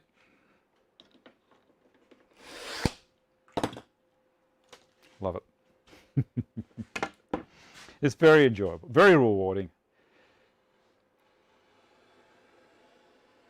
I'll show you again how I just do that first part on the other side.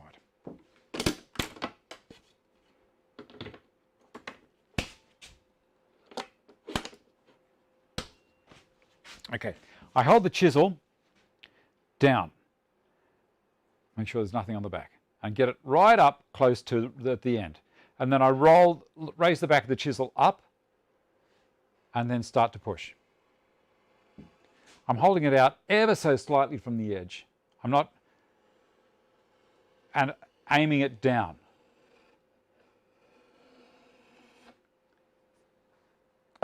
And that way I'm not having anything lift. And as I say, it's just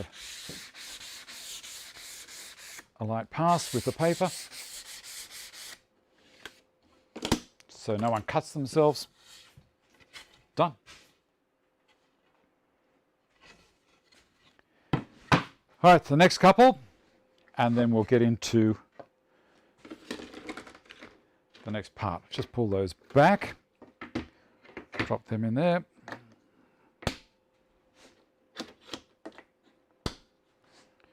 More tape.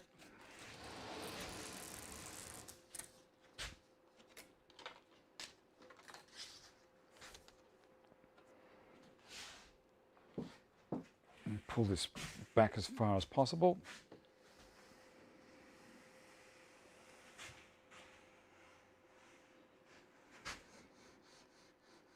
Some people put brown paper on top because they're concerned about burning or what have you. I make sure the bottom of the iron is really clean. This has got a Teflon base on it and it works well. Block of wood.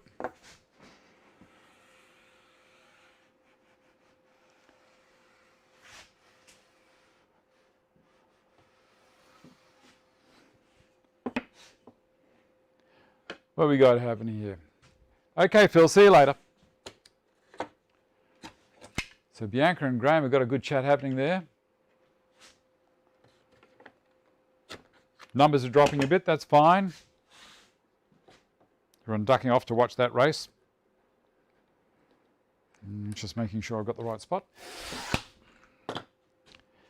And chisel.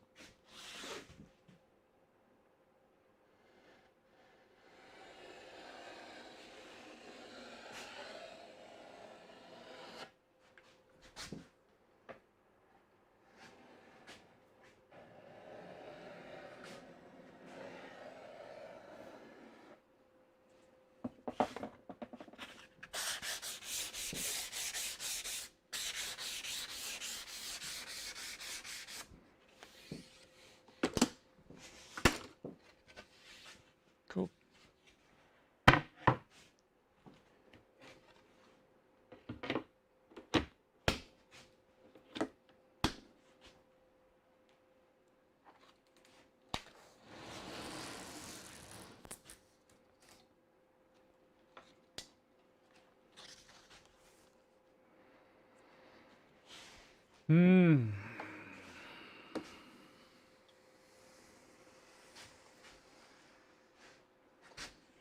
that didn't go too well. Peel it up and come backwards. Actually, peel it all the way up. Back to there. And there.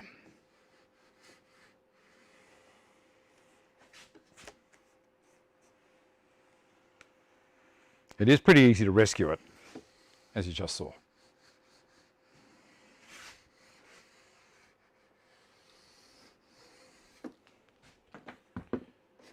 Block of wood, while the glue's still active. That's what the wood's for. Knock the ends off.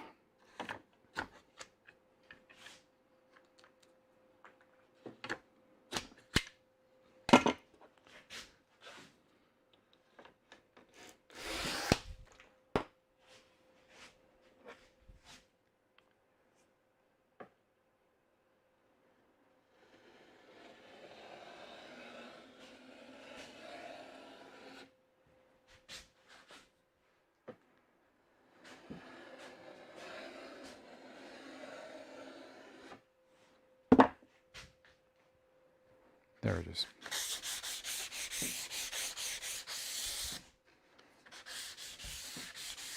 I spent the day doing photography yesterday for a cricket club in Sydney. It's very enjoyable. I used to do it a lot, and it was interesting when I went down to the club. I saw a couple of the same old faces, but a lot of new faces. It was enjoyable. I'm going to take this iron off the power.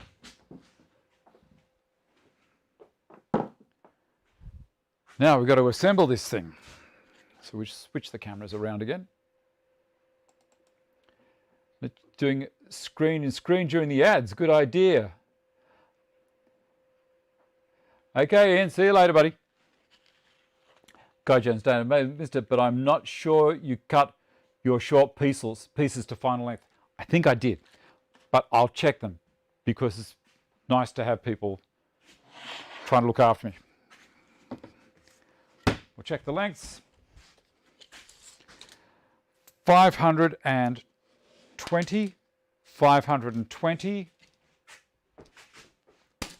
520, 550. You were dead right. I have not cut them to length. Thank you so much. Now the good thing is these haven't been pocket holes, so it doesn't matter as much. So, yep. All right, I'm going to dock these to length. Thank you very much for that. 512. That would have been very embarrassing because we got caught up with that race, didn't we? That was the problem. Thank you. Keeping the live stream in the bottom right corner. Right, where am I up to? Back to this camera. And spin this one around.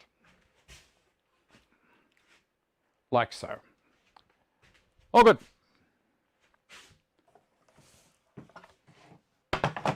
And it will start up again, of course. 512, I'm sure I'm right there.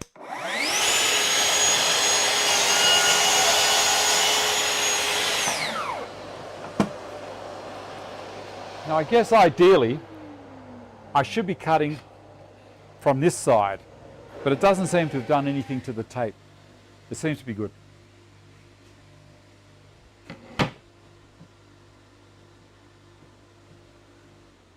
All feels square as well, which is good. I'll cut it with from the tape side.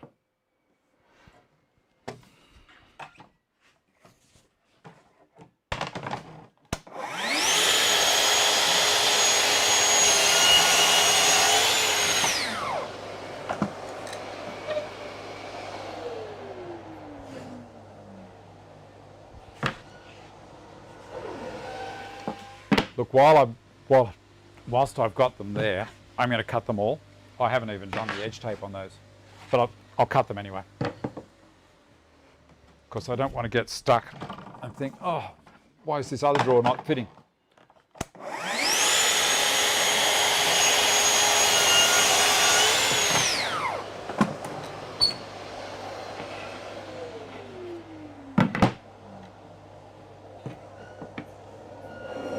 Look at that, that's going to disappear. Good.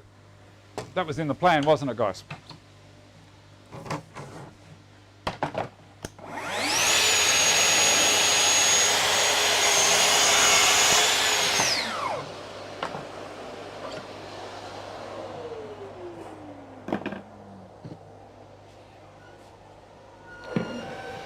Those can go with those, and I'll get this one.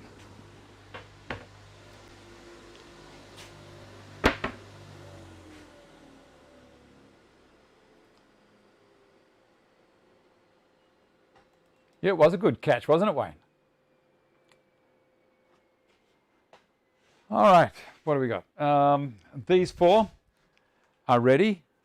I'll move these off the Stanton bench. Out of the way. Move these out of the way so I don't walk into them.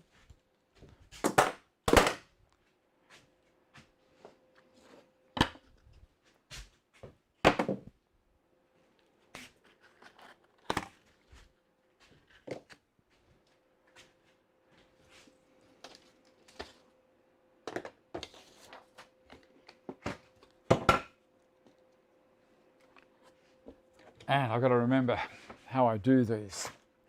It makes sense when I get started. All right, I think I put them down like this, with all of the pocket hole sides down. Correct? Next thing is put the sides on. Oh, sorry, put the front and the back on with the pocket holes facing out. Okay, there you go, that one there. It's the right length. And this one over this side, facing out towards me. And that also is the right length. Carl cam.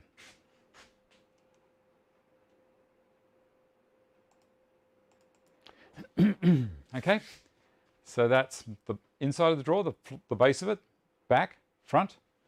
And now we're going to do the sides.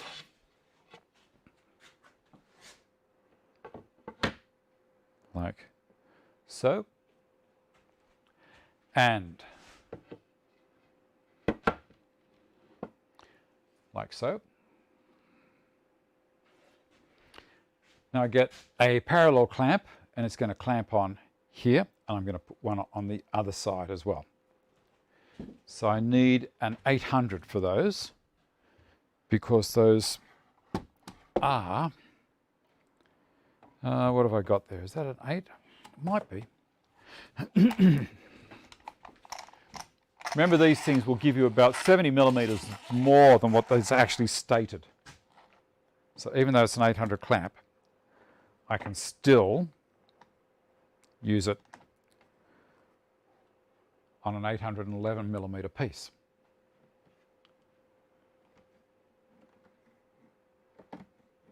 That's that one.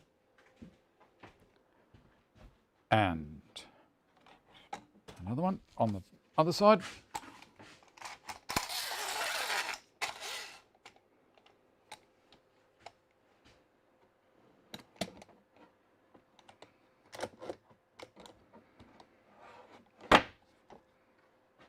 Pull that back just a little bit, tighten them up. I'm going to have a quick read. Jones have to keep up with him or on his toes. Got your iron from Aldi a month ago, and it works well, Mark. Let's have a look. Now, the trick is, I'm hoping the trick is going to work, and that is, I'm now going to roll it over 180 degrees without it all falling down.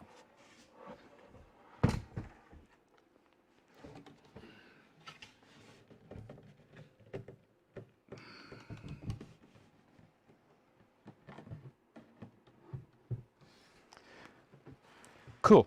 Now that I've got it like that, what I can do is put clamps across this way. bring 2 over. So I'll use a couple of 600s. People ask me all the time what size is the best size to get with clamps. And my answer generally is what size you need, basically. But the best size, I have 300s and 600s. And then I started going to different ones, and then I had 1250s. I had to get the 1250s for a specific job. But all good. Now I should really bring this clamp over so it catches this corner where it's saying Carl Cam there. And then that will pull it up tight. That's better. There was a little bit of a gap there, and I'm going to do it at this end as well. I just fluked it and I didn't really realize that I hadn't done it. There we go. Beautiful. All good.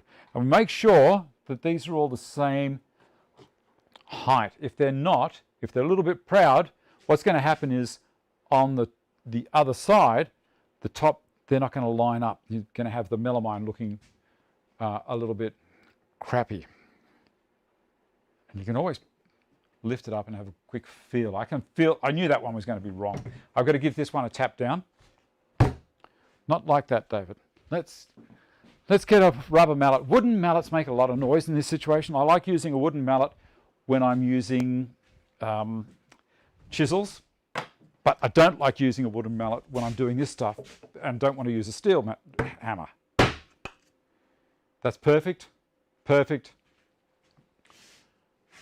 pretty good, and perfect. So pretty good isn't good enough. I want it perfect, perfect, perfect, perfect.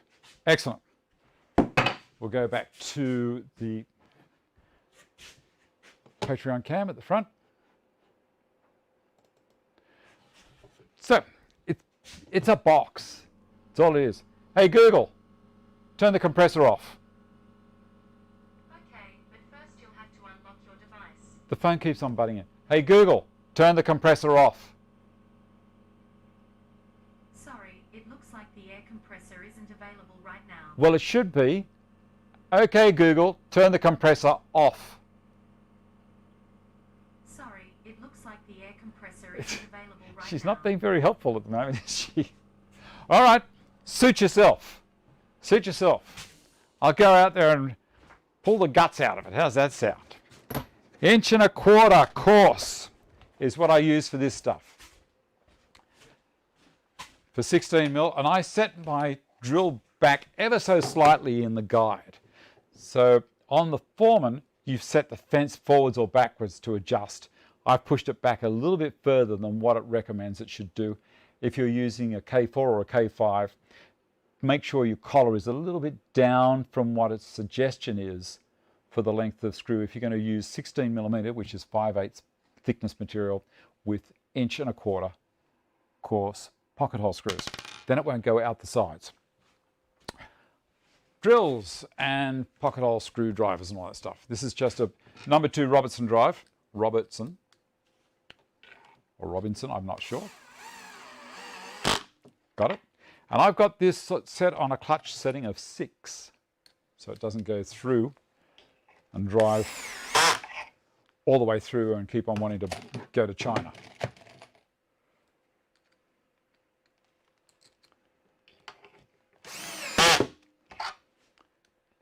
She's not used to my accent. Yes, all woodworkers have the right size clamps, do they? That's down a little bit there. I don't want to put that one in quite yet. I've got to actually lift that up a little bit. You know, it's so easy to do it now while you're putting it together. Don't rush it and say, oh, that'll be fine. Because you'll regret it. Nothing surer.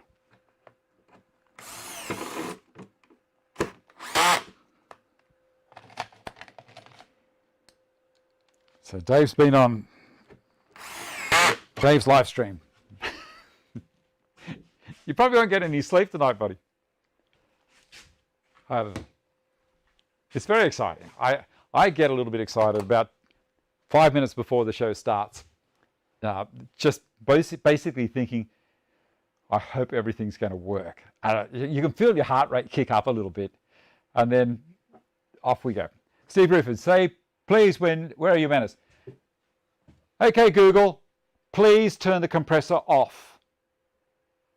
Sorry, it looks like the air compressor isn't available right now. She's a bit snooty today. So to get that in line, I'm going to give this block of wood a bit of a tap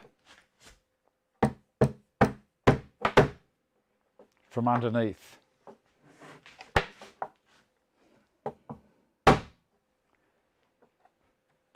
Oh, now it's worth it. See, that didn't take me long, and it's fixed. Actually, I've come just a little bit too far, so we'll give it a flattening tap across the whole 3 points. Done. So that was the two edges of the sides, and then also this bit here. I might go out and disconnect her, show who's boss. But I'll probably have people say, no, it's a machine, you shouldn't be calling it a girl. But I do have it on try sir or madam. I turn Google on and then turn her off, same as the computer. Some people have Google set up as a male voice. What about you guys? Do you have it set up as a male or a woman or what? It's all a bit of fun.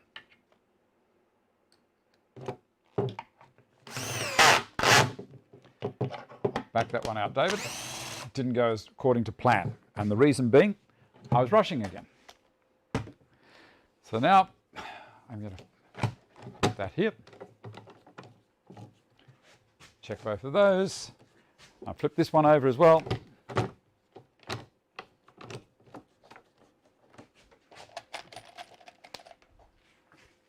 I can do the rest of them. Good.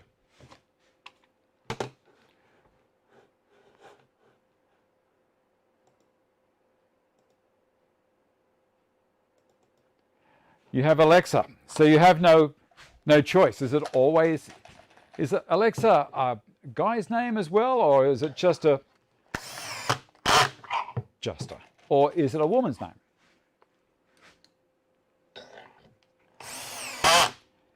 You only have Google in the shop for your entertainment, of course. Give Google the bird, you think? I could do.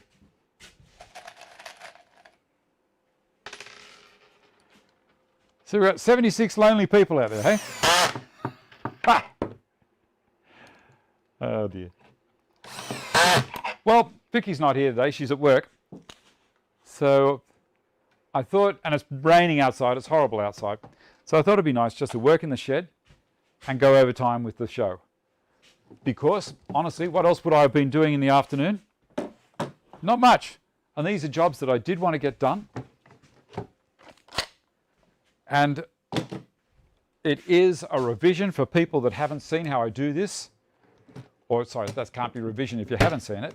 You know what I mean. If you haven't seen it, this is how I build drawers, children. If you have seen it, maybe it's a little bit of revision.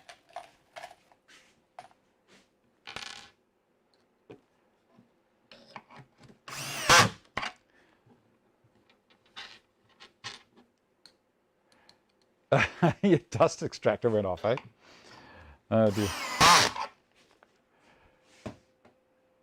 Take all the time I need. Yep. You got on a girl's voice, have you, Rod?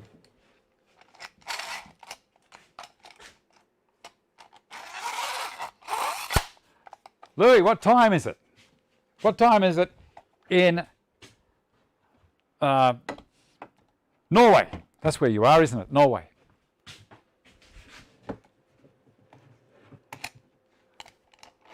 Oh, Control Alt Delete.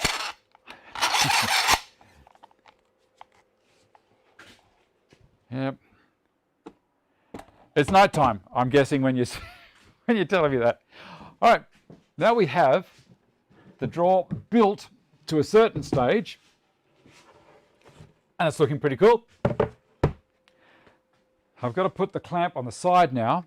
They're really nice.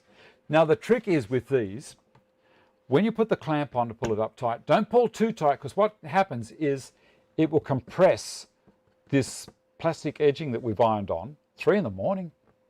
I wonder if Johannes is still awake. It'll compress this and buckle it up, and that will look ugly. So now that I've been good and put those clamps away, I'm going to go and get one of them back again. Oh dear. And over the top, and tighten it up. And I might switch the camera around to this one over here.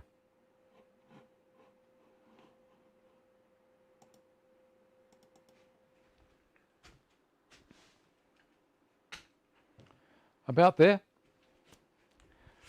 Maybe up a little bit, just so you can see these here. Don't you worry about anything else that might be happening in the workshop. A little bit of tightness there, not too much.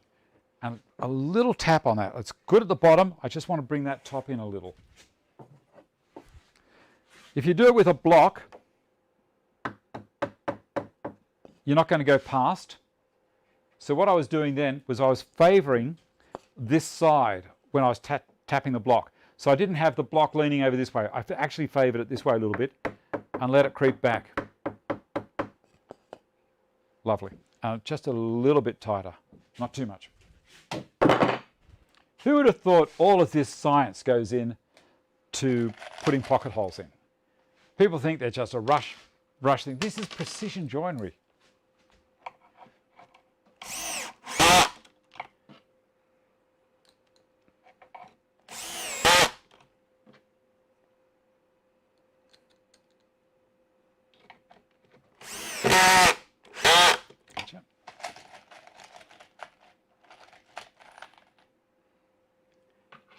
Yep.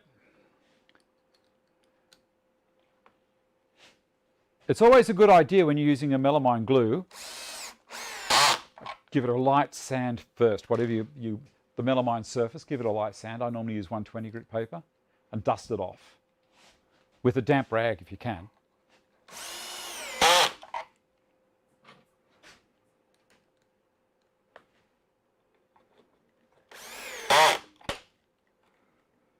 Don't worry about that little bit of tear out on the face there. Remember, this is going to have a draw front go right across the whole thing. You will not see any of this. So from the side, let me put this over here. From the side, you'll see this and the draw slide, and that's all. Of course, there'll be a melamine goes across the top of that, and it'll all be faced. And then inside this will be Coles, Gifkins, jigs. And you want to look at the piece of timber I got for it. Oh, I'm so excited. This is, I get excited easy, don't I? This is a piece of silky oak.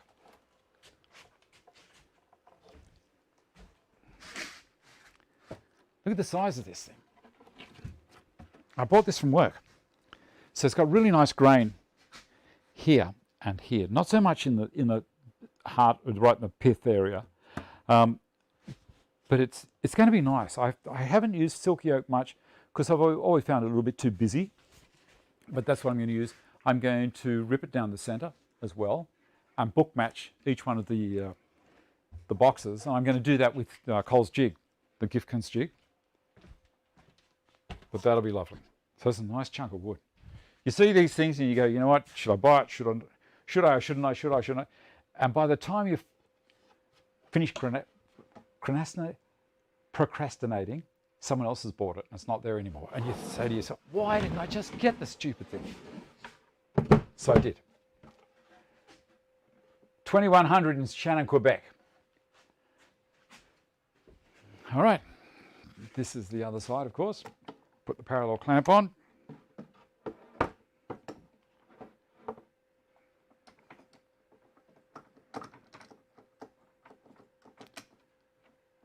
How are they doing up there? Just a little bit, so that as I tap it up, it's going to allow it to move, but it'll hold it in that position when it's actually got there.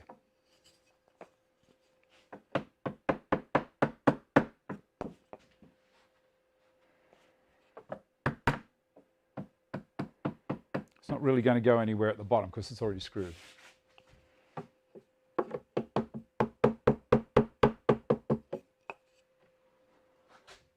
Touch more. That's nice. And just a touch more on that one. Give it a bit more of a nip to hold it. That's still there, and that one's perfect. Okay, I can give it a little bit. Remember I said don't go too hard because you'll buckle the tape on the top.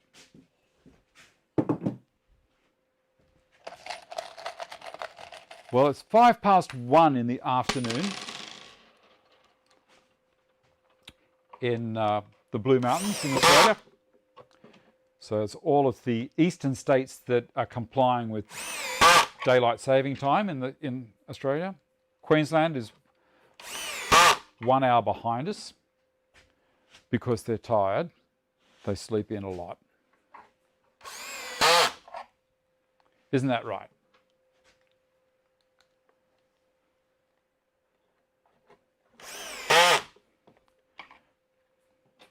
Johannes, you're at home at the moment. You're not out in the rig.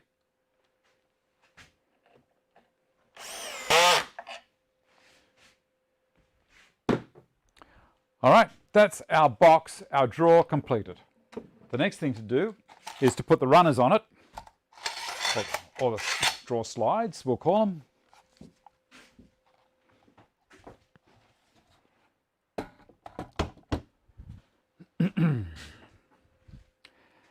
And I actually don't put them on the drawer first. I put the slides in there. I will put the I'll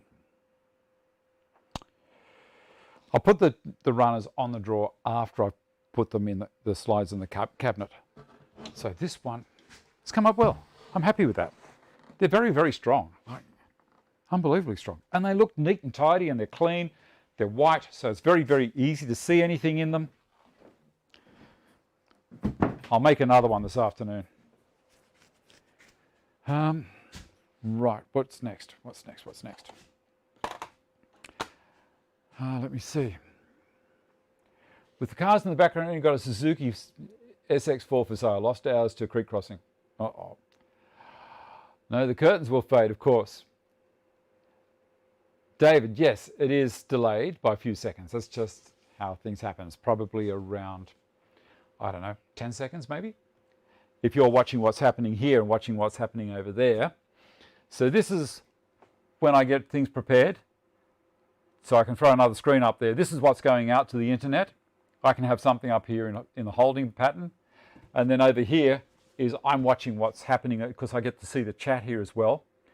And Guy, it works so easy. Melamine's a piece of cake to work with. You know, I've seen other people try and use it and they've struggled and it's obvious they haven't used it before. I've actually had other YouTubers get in to send me emails, say, Dave, I'm going to do a project with Melamine. Can you tell me the ins and outs? So I tell them, and next thing I watch, and I go, bad move, buddy, you should have stuck to plywood. Anyway, right, next thing is down to, well, no, we've got to do the drawer runners because I always use Euro screws. See these guys here?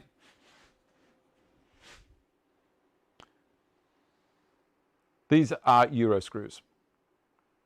Now, I use those because the skinny screws they give you with the holes for these, just, I've never had any luck with them. Bloody things will strip, tear out, all sorts of things.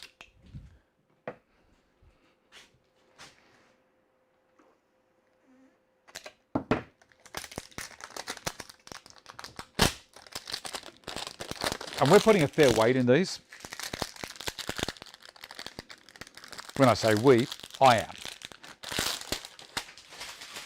All right. So these are soft close, full extension. So when they close down to this point here, there they go. I like them. Take them apart, you pull it like this, and you'll see just here is a little black lever. Pull that up, and that lets you pull that section out. This goes on the drawer. This part, the two parts go onto the cabinet. So I'll pull this one open again and pull that one out over there. Now I drill the holes open a little bit bigger than what they are down the back here. So these holes here, they'll be okay. That one and that one and that one. These two here aren't big enough for me. So I'll open this one up to 6 mil. If I have a 6mm drill bit here.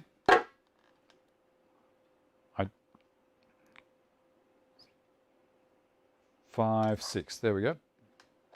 Hopefully it's not blunt. It's not super sharp, but it's not bad.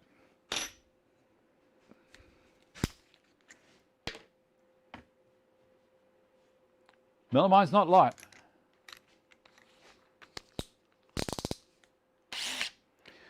All right.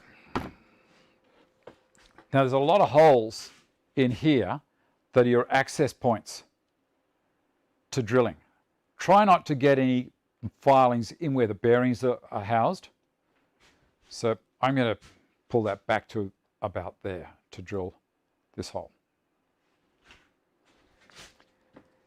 And I put it over the top of the dog holes in the bench, because then everything is supported. Because sometimes these are on a little bit of a tang area and they can bend under the load of a drill pushing down on them.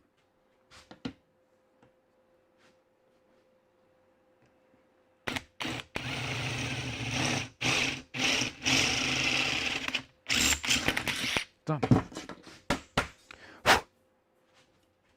Nice 6mm hole. That's all that one needed. The others should be fine, and then this one here.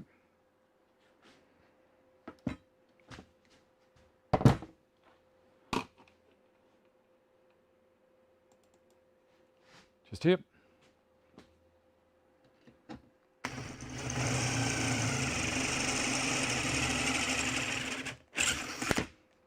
Done.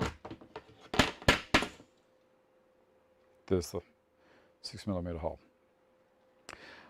All right, now I've got to put them in the cupboard. So before I do that, I'm going to have a bit of a drink. Oh, I'm just about out of tea. I might make myself another cup of tea in a minute. You're leaving from home today for going to work. Okay. I lost feed for about 10 seconds early in the show. That's the difference. Yeah, maybe. Bianca, you've got the cars, yes. Rod, just picked the sheet up, yes. Have a good day. Same to you, Wayne by Johannes. Thanks for the video. Alexander is female version of Alexander. They're both the same. Oh, there you go. All right. How are we doing for time? 1:15. We still haven't reached the epic proportions of the previous show. We're going to do this in less than the last week's. Or maybe not. We've got to be quick. Got to be quick to get this part done. Now, the next thing I'm going to do is I'm going to put in, wrong camera. I'm going to use this. This is a guided centering drill. Now, the original ones of these are called Vicks bits, and this one has a drill that pops out of that section there. So what I do is I put this against that hole there, and it locates it. So it's going to put the screw right in the center. You can see it, don't know if, there. So the drill is going to come out dead center of that hole. They're very, very good. Right, this one out, this one in. How good is that saw blade for the melamine? It makes all the difference in the world. If you've got nice crisp lines on not the first part of the job, then when you do the iron-on tape, and the rest of the drawer looks absolutely smicko. All right, this one and this one, I'm going to tape down there, and then I'm going to have a think for a second, because I've got to put some supports in there. Or I'm going to have a look at what's already in this cupboard, because this is a manufactured cupboard, and it might already have some stuff in there for me. So I've got the camera aimed in there, so you and I can both do this little bit of exploration together. All right, so see those holes that are there? They may be in the right spot.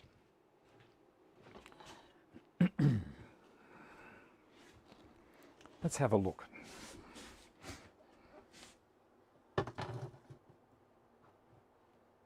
that one is. So I'm going to have to drill that hole. But there's nothing at the back.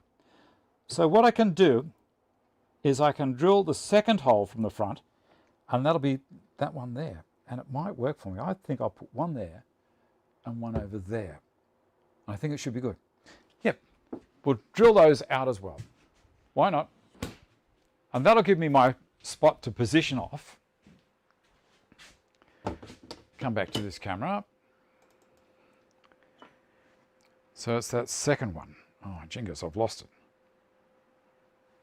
Can you hear the rain coming down? Is it the second one or the third one? It is the third hole in. Right.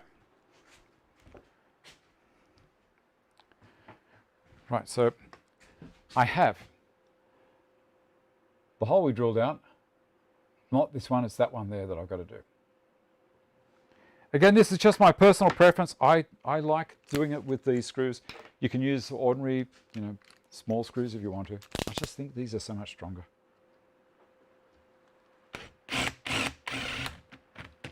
Come on. You know what's happened? What I was talking about, that bloody thing's twisted under there.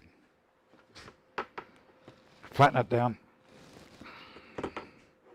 And that great idea has just turned into a major headache. All right, we're not going to go with that. We're going to change plans. Why not? Pliers and a screwdriver, and we'll fix it.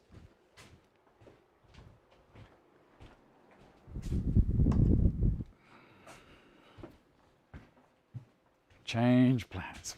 Rotten thing. Here I was telling everyone, no, don't do this, don't, and then Dave does it. So I'm going to fold that up a little bit and then get the pliers onto it to straighten it, like so.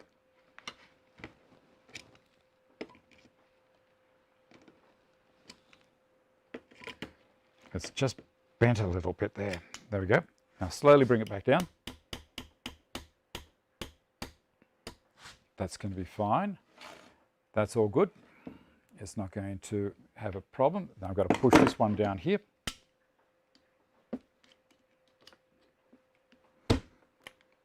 Put it over that hole a little bit so it's got a little bit of room for it to move.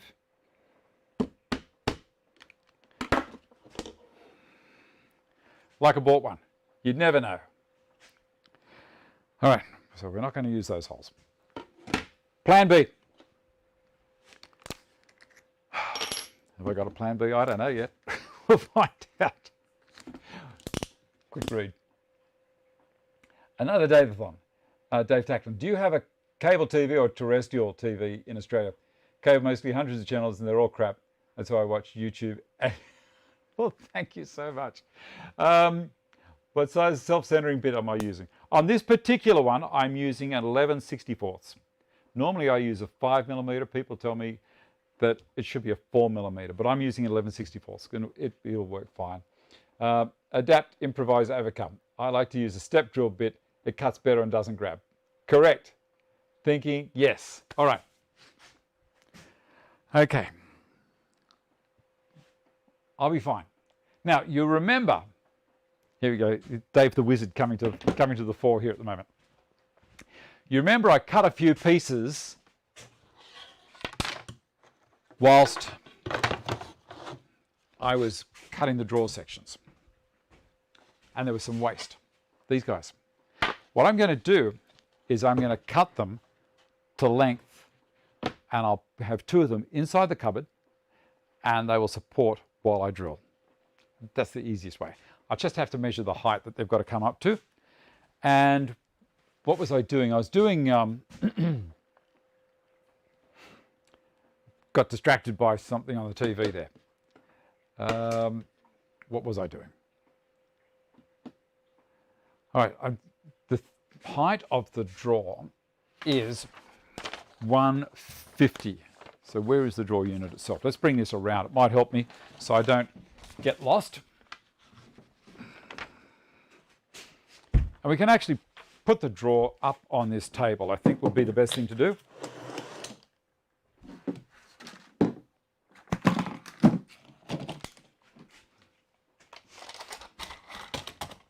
guys out of the way.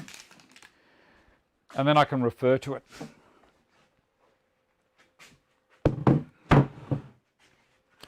Easy. Now, with the drawer, I want about 20 millimeters above it, clearance to the next drawer above. So that's going to give me a nice area to have the drawer front go on. Remember, this isn't the front, this isn't the drawer front, this is the front of the drawer. The drawer front is going to go over that and 20 millimeters higher, or approximately. So we've got, this is 150 and the drawer front will be about 170. It's not going to go below the drawer, it's only going to go above it. I don't want it below the drawer because it's going to foul or interfere with the drawer below it. Make sense? All right, so 150, 170, so I need to be 170 down to the bottom, which should work fine. All right, I'm good now. We can go down there and do a measure. And take a pencil.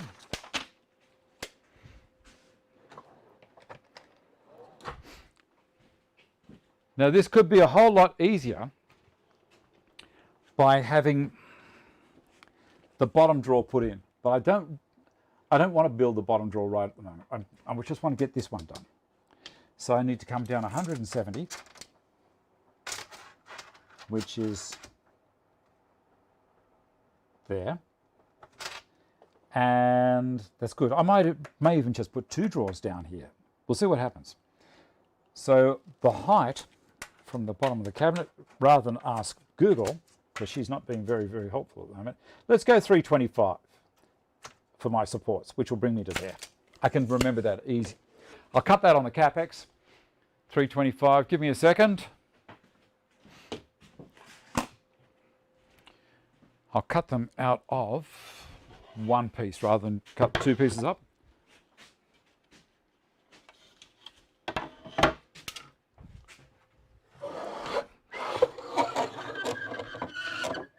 Three, 2, 5. It's going to make a little bit of noise.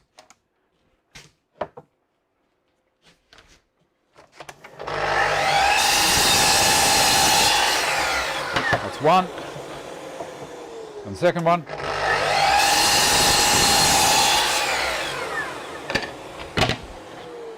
Done. All right. There's an ad for Squeezy Vegemite. I know everyone around the world loves Vegemite. 325. See that? Now what I can do is rest the drawer slide on there, like so. And I can drill a few holes along there and put the screws in. Then I'll take these off and put them on the other side and do the same over there. Then they're going to be parallel to the bottom of the cabinet. I've been wanting to do this for years. Absolute years. I keep this flush at the front, ever so flush. Sometimes you can leave it back a little bit, which ensures it closes just that little bit more. So I might take it back just about in line with the back of the edge tape, maybe 1.5 millimeters. All right, and get the drill bit, which is the centering drill bit.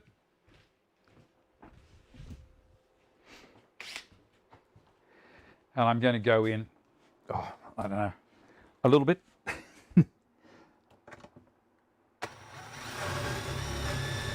About that much. Take it off, blow that out. And then the reason I'm doing this, I'm going to put this one in totally. And then then it's not going to move anywhere while I put the other screws in.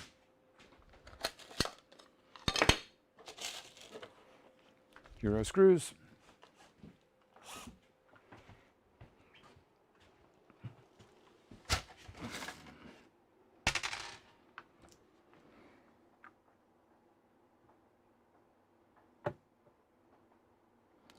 Can you see that? See how it centers the hole? It's brilliant.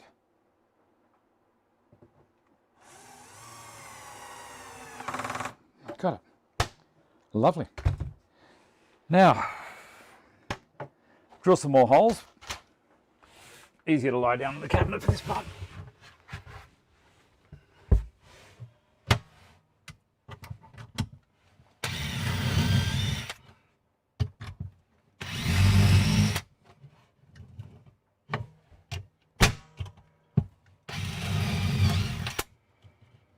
That's all.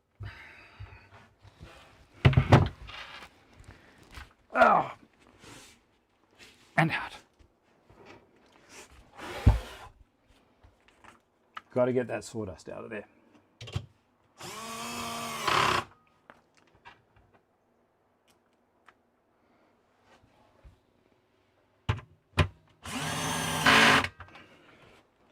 I'm back from that one.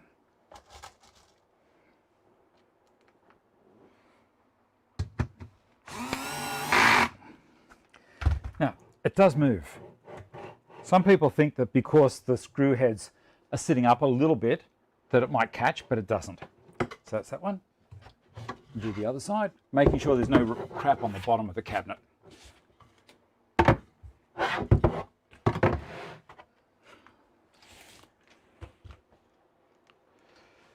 And where's the other drawer slide? I've left it, haven't I?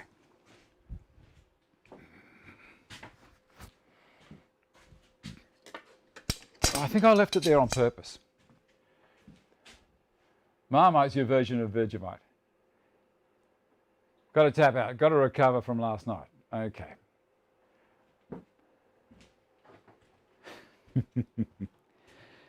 Yes. I think maybe a little bit of vodka was involved. Maybe not a little bit. Maybe a lot. There we go, just there. Drill the first one to start, as I said before, so it doesn't go anywhere. Ah, you rotten thing. You did that on purpose. It wouldn't do that in a million years. Oh, the other thing, it's done that on purpose. I'll show you why. At the end of these drawer slides, there's a little bit of plastic part, and it is slightly higher than this bit. So don't rest it on there, make sure it goes past. There we go. That's why I did that. All staged. And back just a little bit from the front, so it puts that pressure on the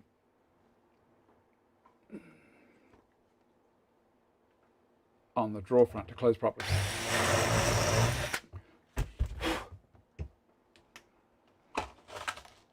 And pull up against that.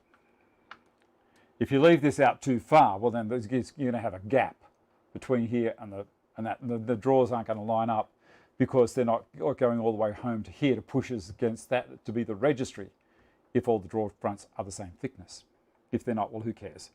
But if you have it sitting out slightly, well then you're going to get a step from this drawer front back to that one, and so on and so forth, and that just ends up ugly.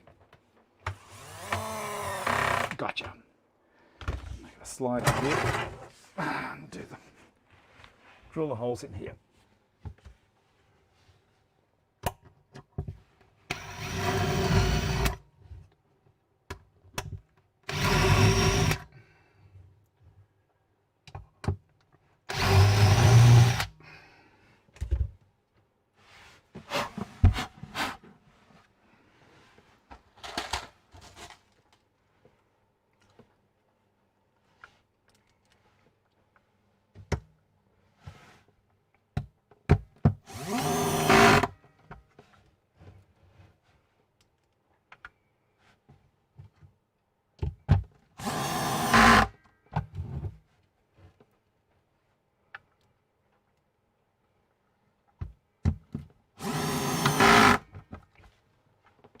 Cool.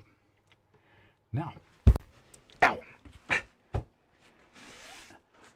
You'll notice I'm going to put these back in now, and I'm going to show you something. Pull this all the way forward, of course.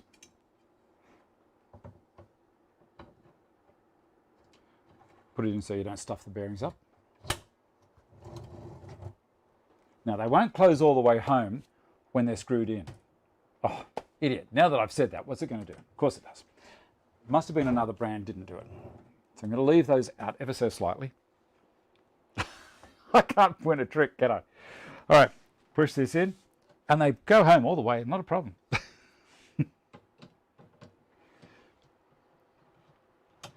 But the thing is not to dislodge any of these ball bearings down here, because they go back in, but they never work the same as when they first, if you haven't dislodged them.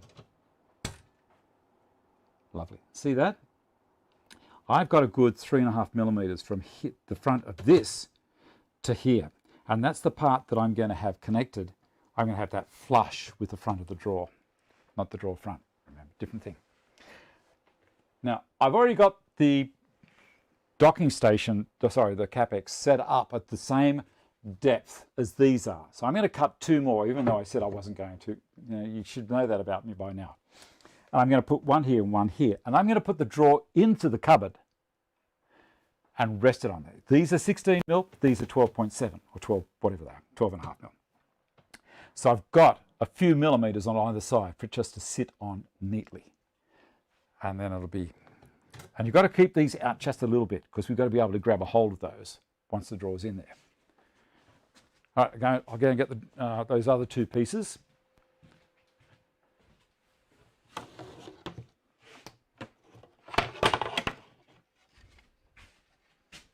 A bit more noise, sorry.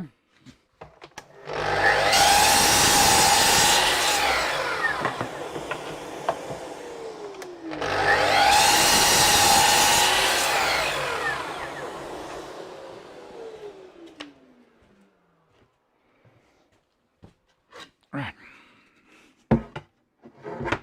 1 and 2. About there. Get the drawer, bring this back a fair bit, just so there's no accidents. And a quick read.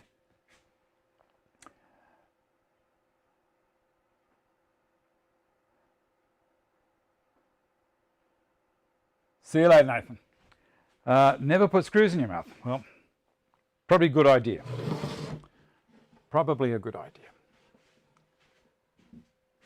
I don't actually put them in my mouth. I just hold them on my lips. So they're not, it's not as though the next step is chew on them or anything.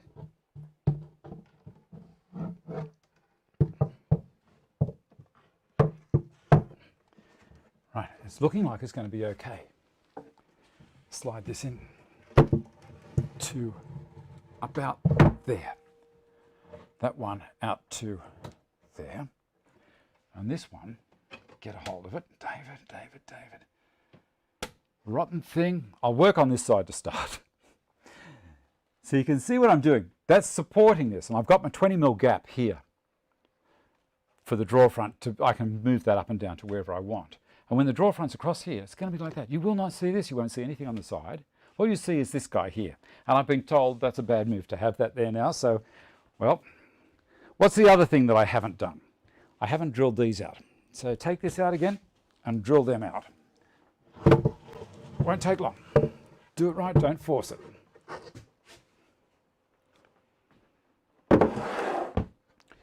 That's what I had forgotten to do.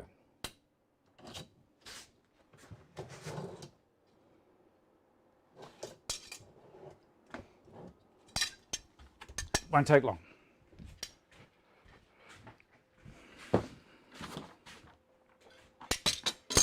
Swing you back to this camera. All the lights here are LED, yes.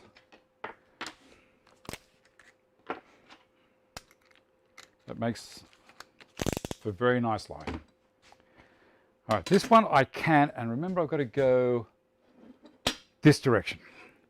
Now I'm drilling from this side on purpose, because where the drill goes through, it's going to have a bit of a blowout, like a reverse countersink. It's going to have a little mountain on the other side. And when the screw goes in, it will pull that back down again. But I don't want it on this side back against the cabinet, because it's going to force this away. And it's not going to have the strength to pull it flat against all that surface area.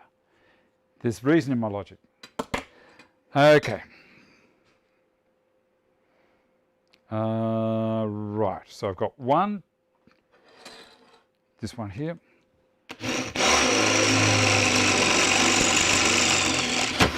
One, and this one.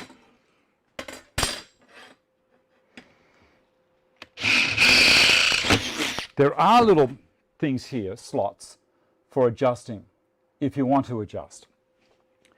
If I was doing 5 drawers, possibly I would adjust, but I spend a lot of time at this stage and I adjust the drawers as I'm putting them in. I normally work from the bottom, do them all the way up, and then I adjust on the drawer fronts.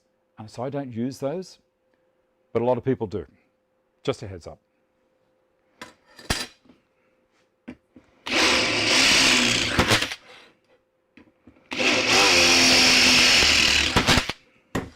That's that one. The other one won't take long.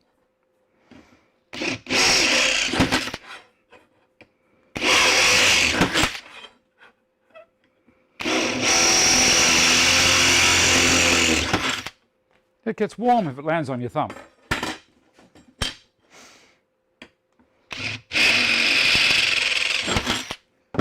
Done.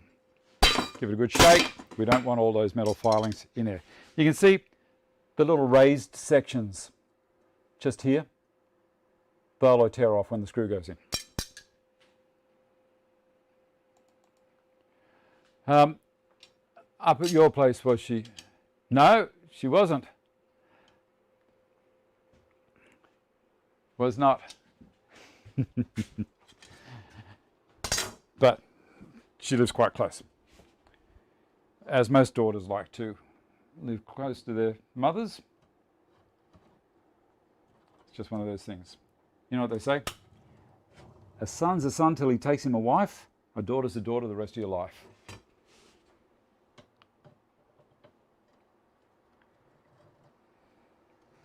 There's a lot of sayings along those lines, aren't there? Happy wife, happy life.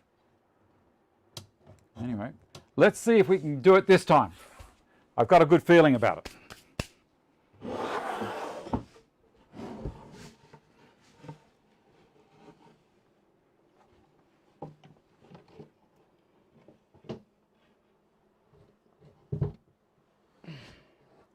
Just resting on the lip without it dropping, and then lift it up. Take it all the way in, almost.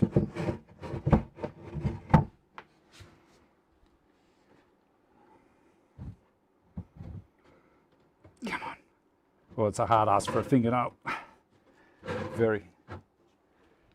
And the other side, got it. Good, now I'm going to take it in further to about there. Beautiful.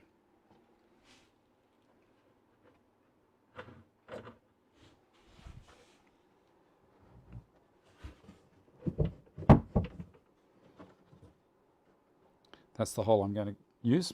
So I'll swing the camera around here. You can see this is the hole I've got to drill into. And I'll do the same on the other side. And then I'll show you how easy it is to keep on going from there. Takes a while, but I enjoy it. Oh, good. The race. What channel's that on, Wayne? Ah. Oh, dear. You know, it's been on in the background. It's one of those things normally I'd have the sound on. But John's just made me think about that issue that maybe someone may get annoyed with me while I'm streaming a live show.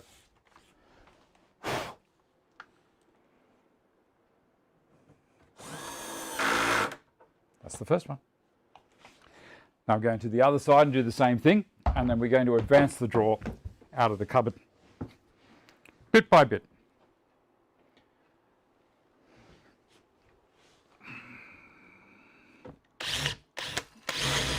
This is an easy way to retrofit drawers into a cupboard. I've done it all through my kitchen, but the thing is it's got doors instead of other things. They're not just empty cabinet, open cabinets like this was. So there's actually European style hinges, which you have to make allowances for. You have to put another layer of melamine inside to mount the drawer slides onto, and it has to go in between certain things. You have to make sure that the doors are dead up and down so that they're not wanting to close at all whilst you're moving these things in and out, or these will catch.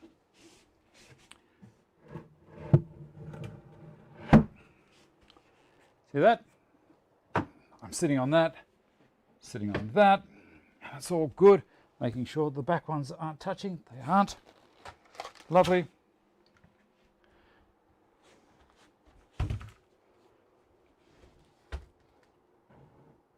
That's the hole I'm going for.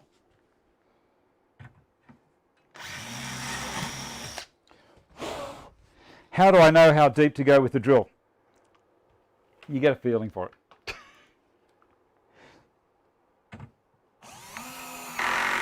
Maybe a couple of accidents, but mostly you just get a feeling for it. You have to do them at the same time, otherwise it's going to end up in tears.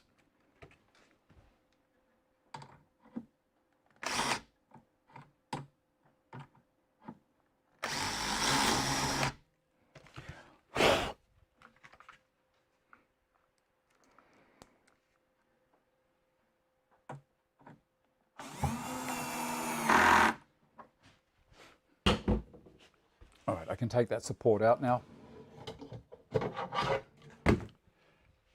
And the other one. Put the last ones in. Where are we?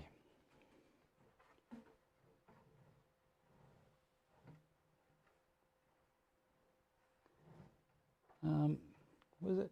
Oh, there it is. You guys didn't tell me.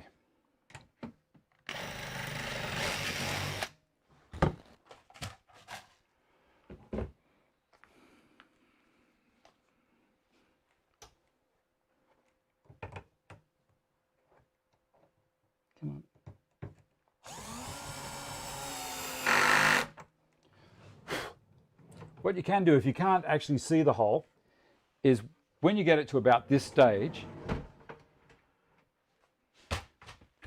you get rid of that piece of wood out of the back, of course, and the other one. When you get it to this stage, then we're going to undo the drawer and take it out and put the last screws in. But give me a second, I'll put the other, I've got one more to put on the other side. See, it's just hanging there. I'm not actually putting it in my mouth.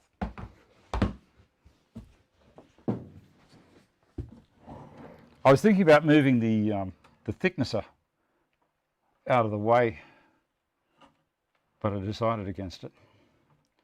I was thinking it's going to get in my way. There's the hole lining up.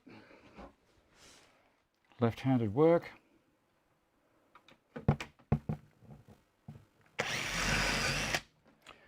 The 3D printer is so much fun. It really is. John has helped me big time with the calibration of it, because I got to a point and I thought, how the hell do I get it to stick to the base plate? Surely it's going to work, but it didn't. And then John said, try these settings. And hey presto, there it was. Remember this little thing here? You lift that up to pull these drawers out, and on the other side you push down. You find it and push down, and then it should, if I had moved this thickness jointer combination machine, it would have worked perfectly. So I've got 1, 2, I'm going to put that screw in there. I'm not going to move the camera.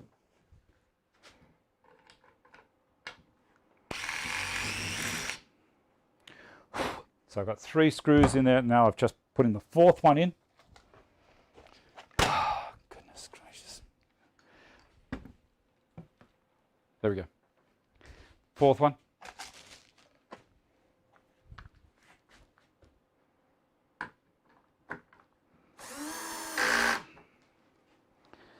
Flip her over. 1, 2, 3, and here's the 4th one. Self-centering drill again.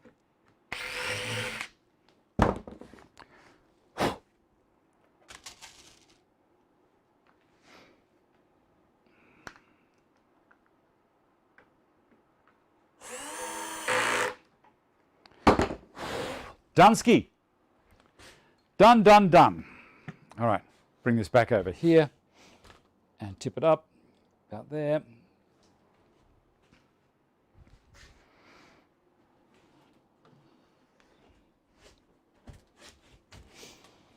Yes, if this wasn't here, it would have been a bit easier. But not to worry, Not to worry, not to worry. The big thing is lining these up now.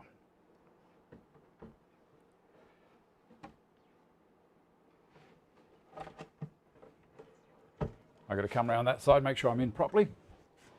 Well, that was a fluke.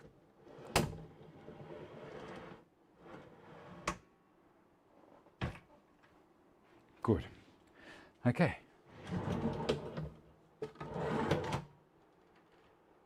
How's that? Remember what this was? Bit of shitty old scrap lying around and an offcut from another sheet. And now it's a bloody good drawer. So it will have a piece go over it like that. Yeah, bigger obviously, but I wasn't going to do it during the show. I'll do it this afternoon sometime. Love it. And what's going to live in there? Let's have a look.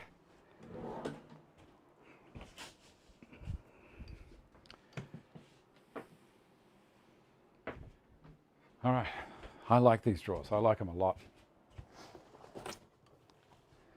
The famous Gifkin jig. Will it fit? Looks like it was made for it.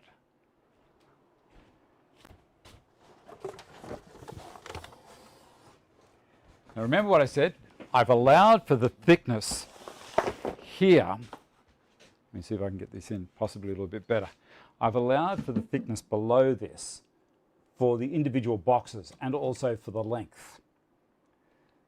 So I will make a few silky oak boxes that will go in across this as the partitions. I'll just be able to get out whichever jig I'm going to use.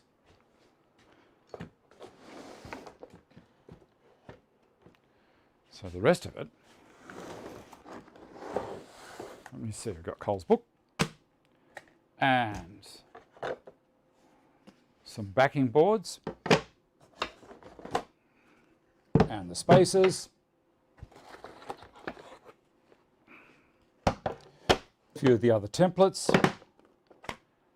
and I've also bought some ribbon. I just went down to a place called Spotlight and I bought some different coloured ribbons, and I've got his cutters in here as well and some hinges. So everything pertaining to Gifkin's jig will be here directly beside my router table, which is here. So I think, oh, you want to watch it close? Come down here again. I think it's going to be lovely. Oh, what else am I putting in there? That's right. Feather boards from up here. The gauge, these guys here, anything that isn't a router cutter. Oh.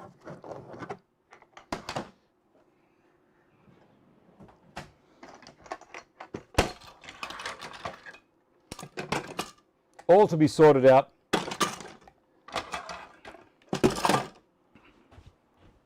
Another day. So now I have all that junk down there, which has now become the junk drawer.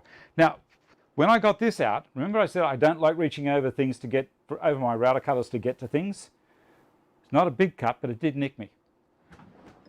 This now is going to be a whole lot easier to use. I can now see my router cutters easily without stuff all over the top of them. I should really sort them out a little bit.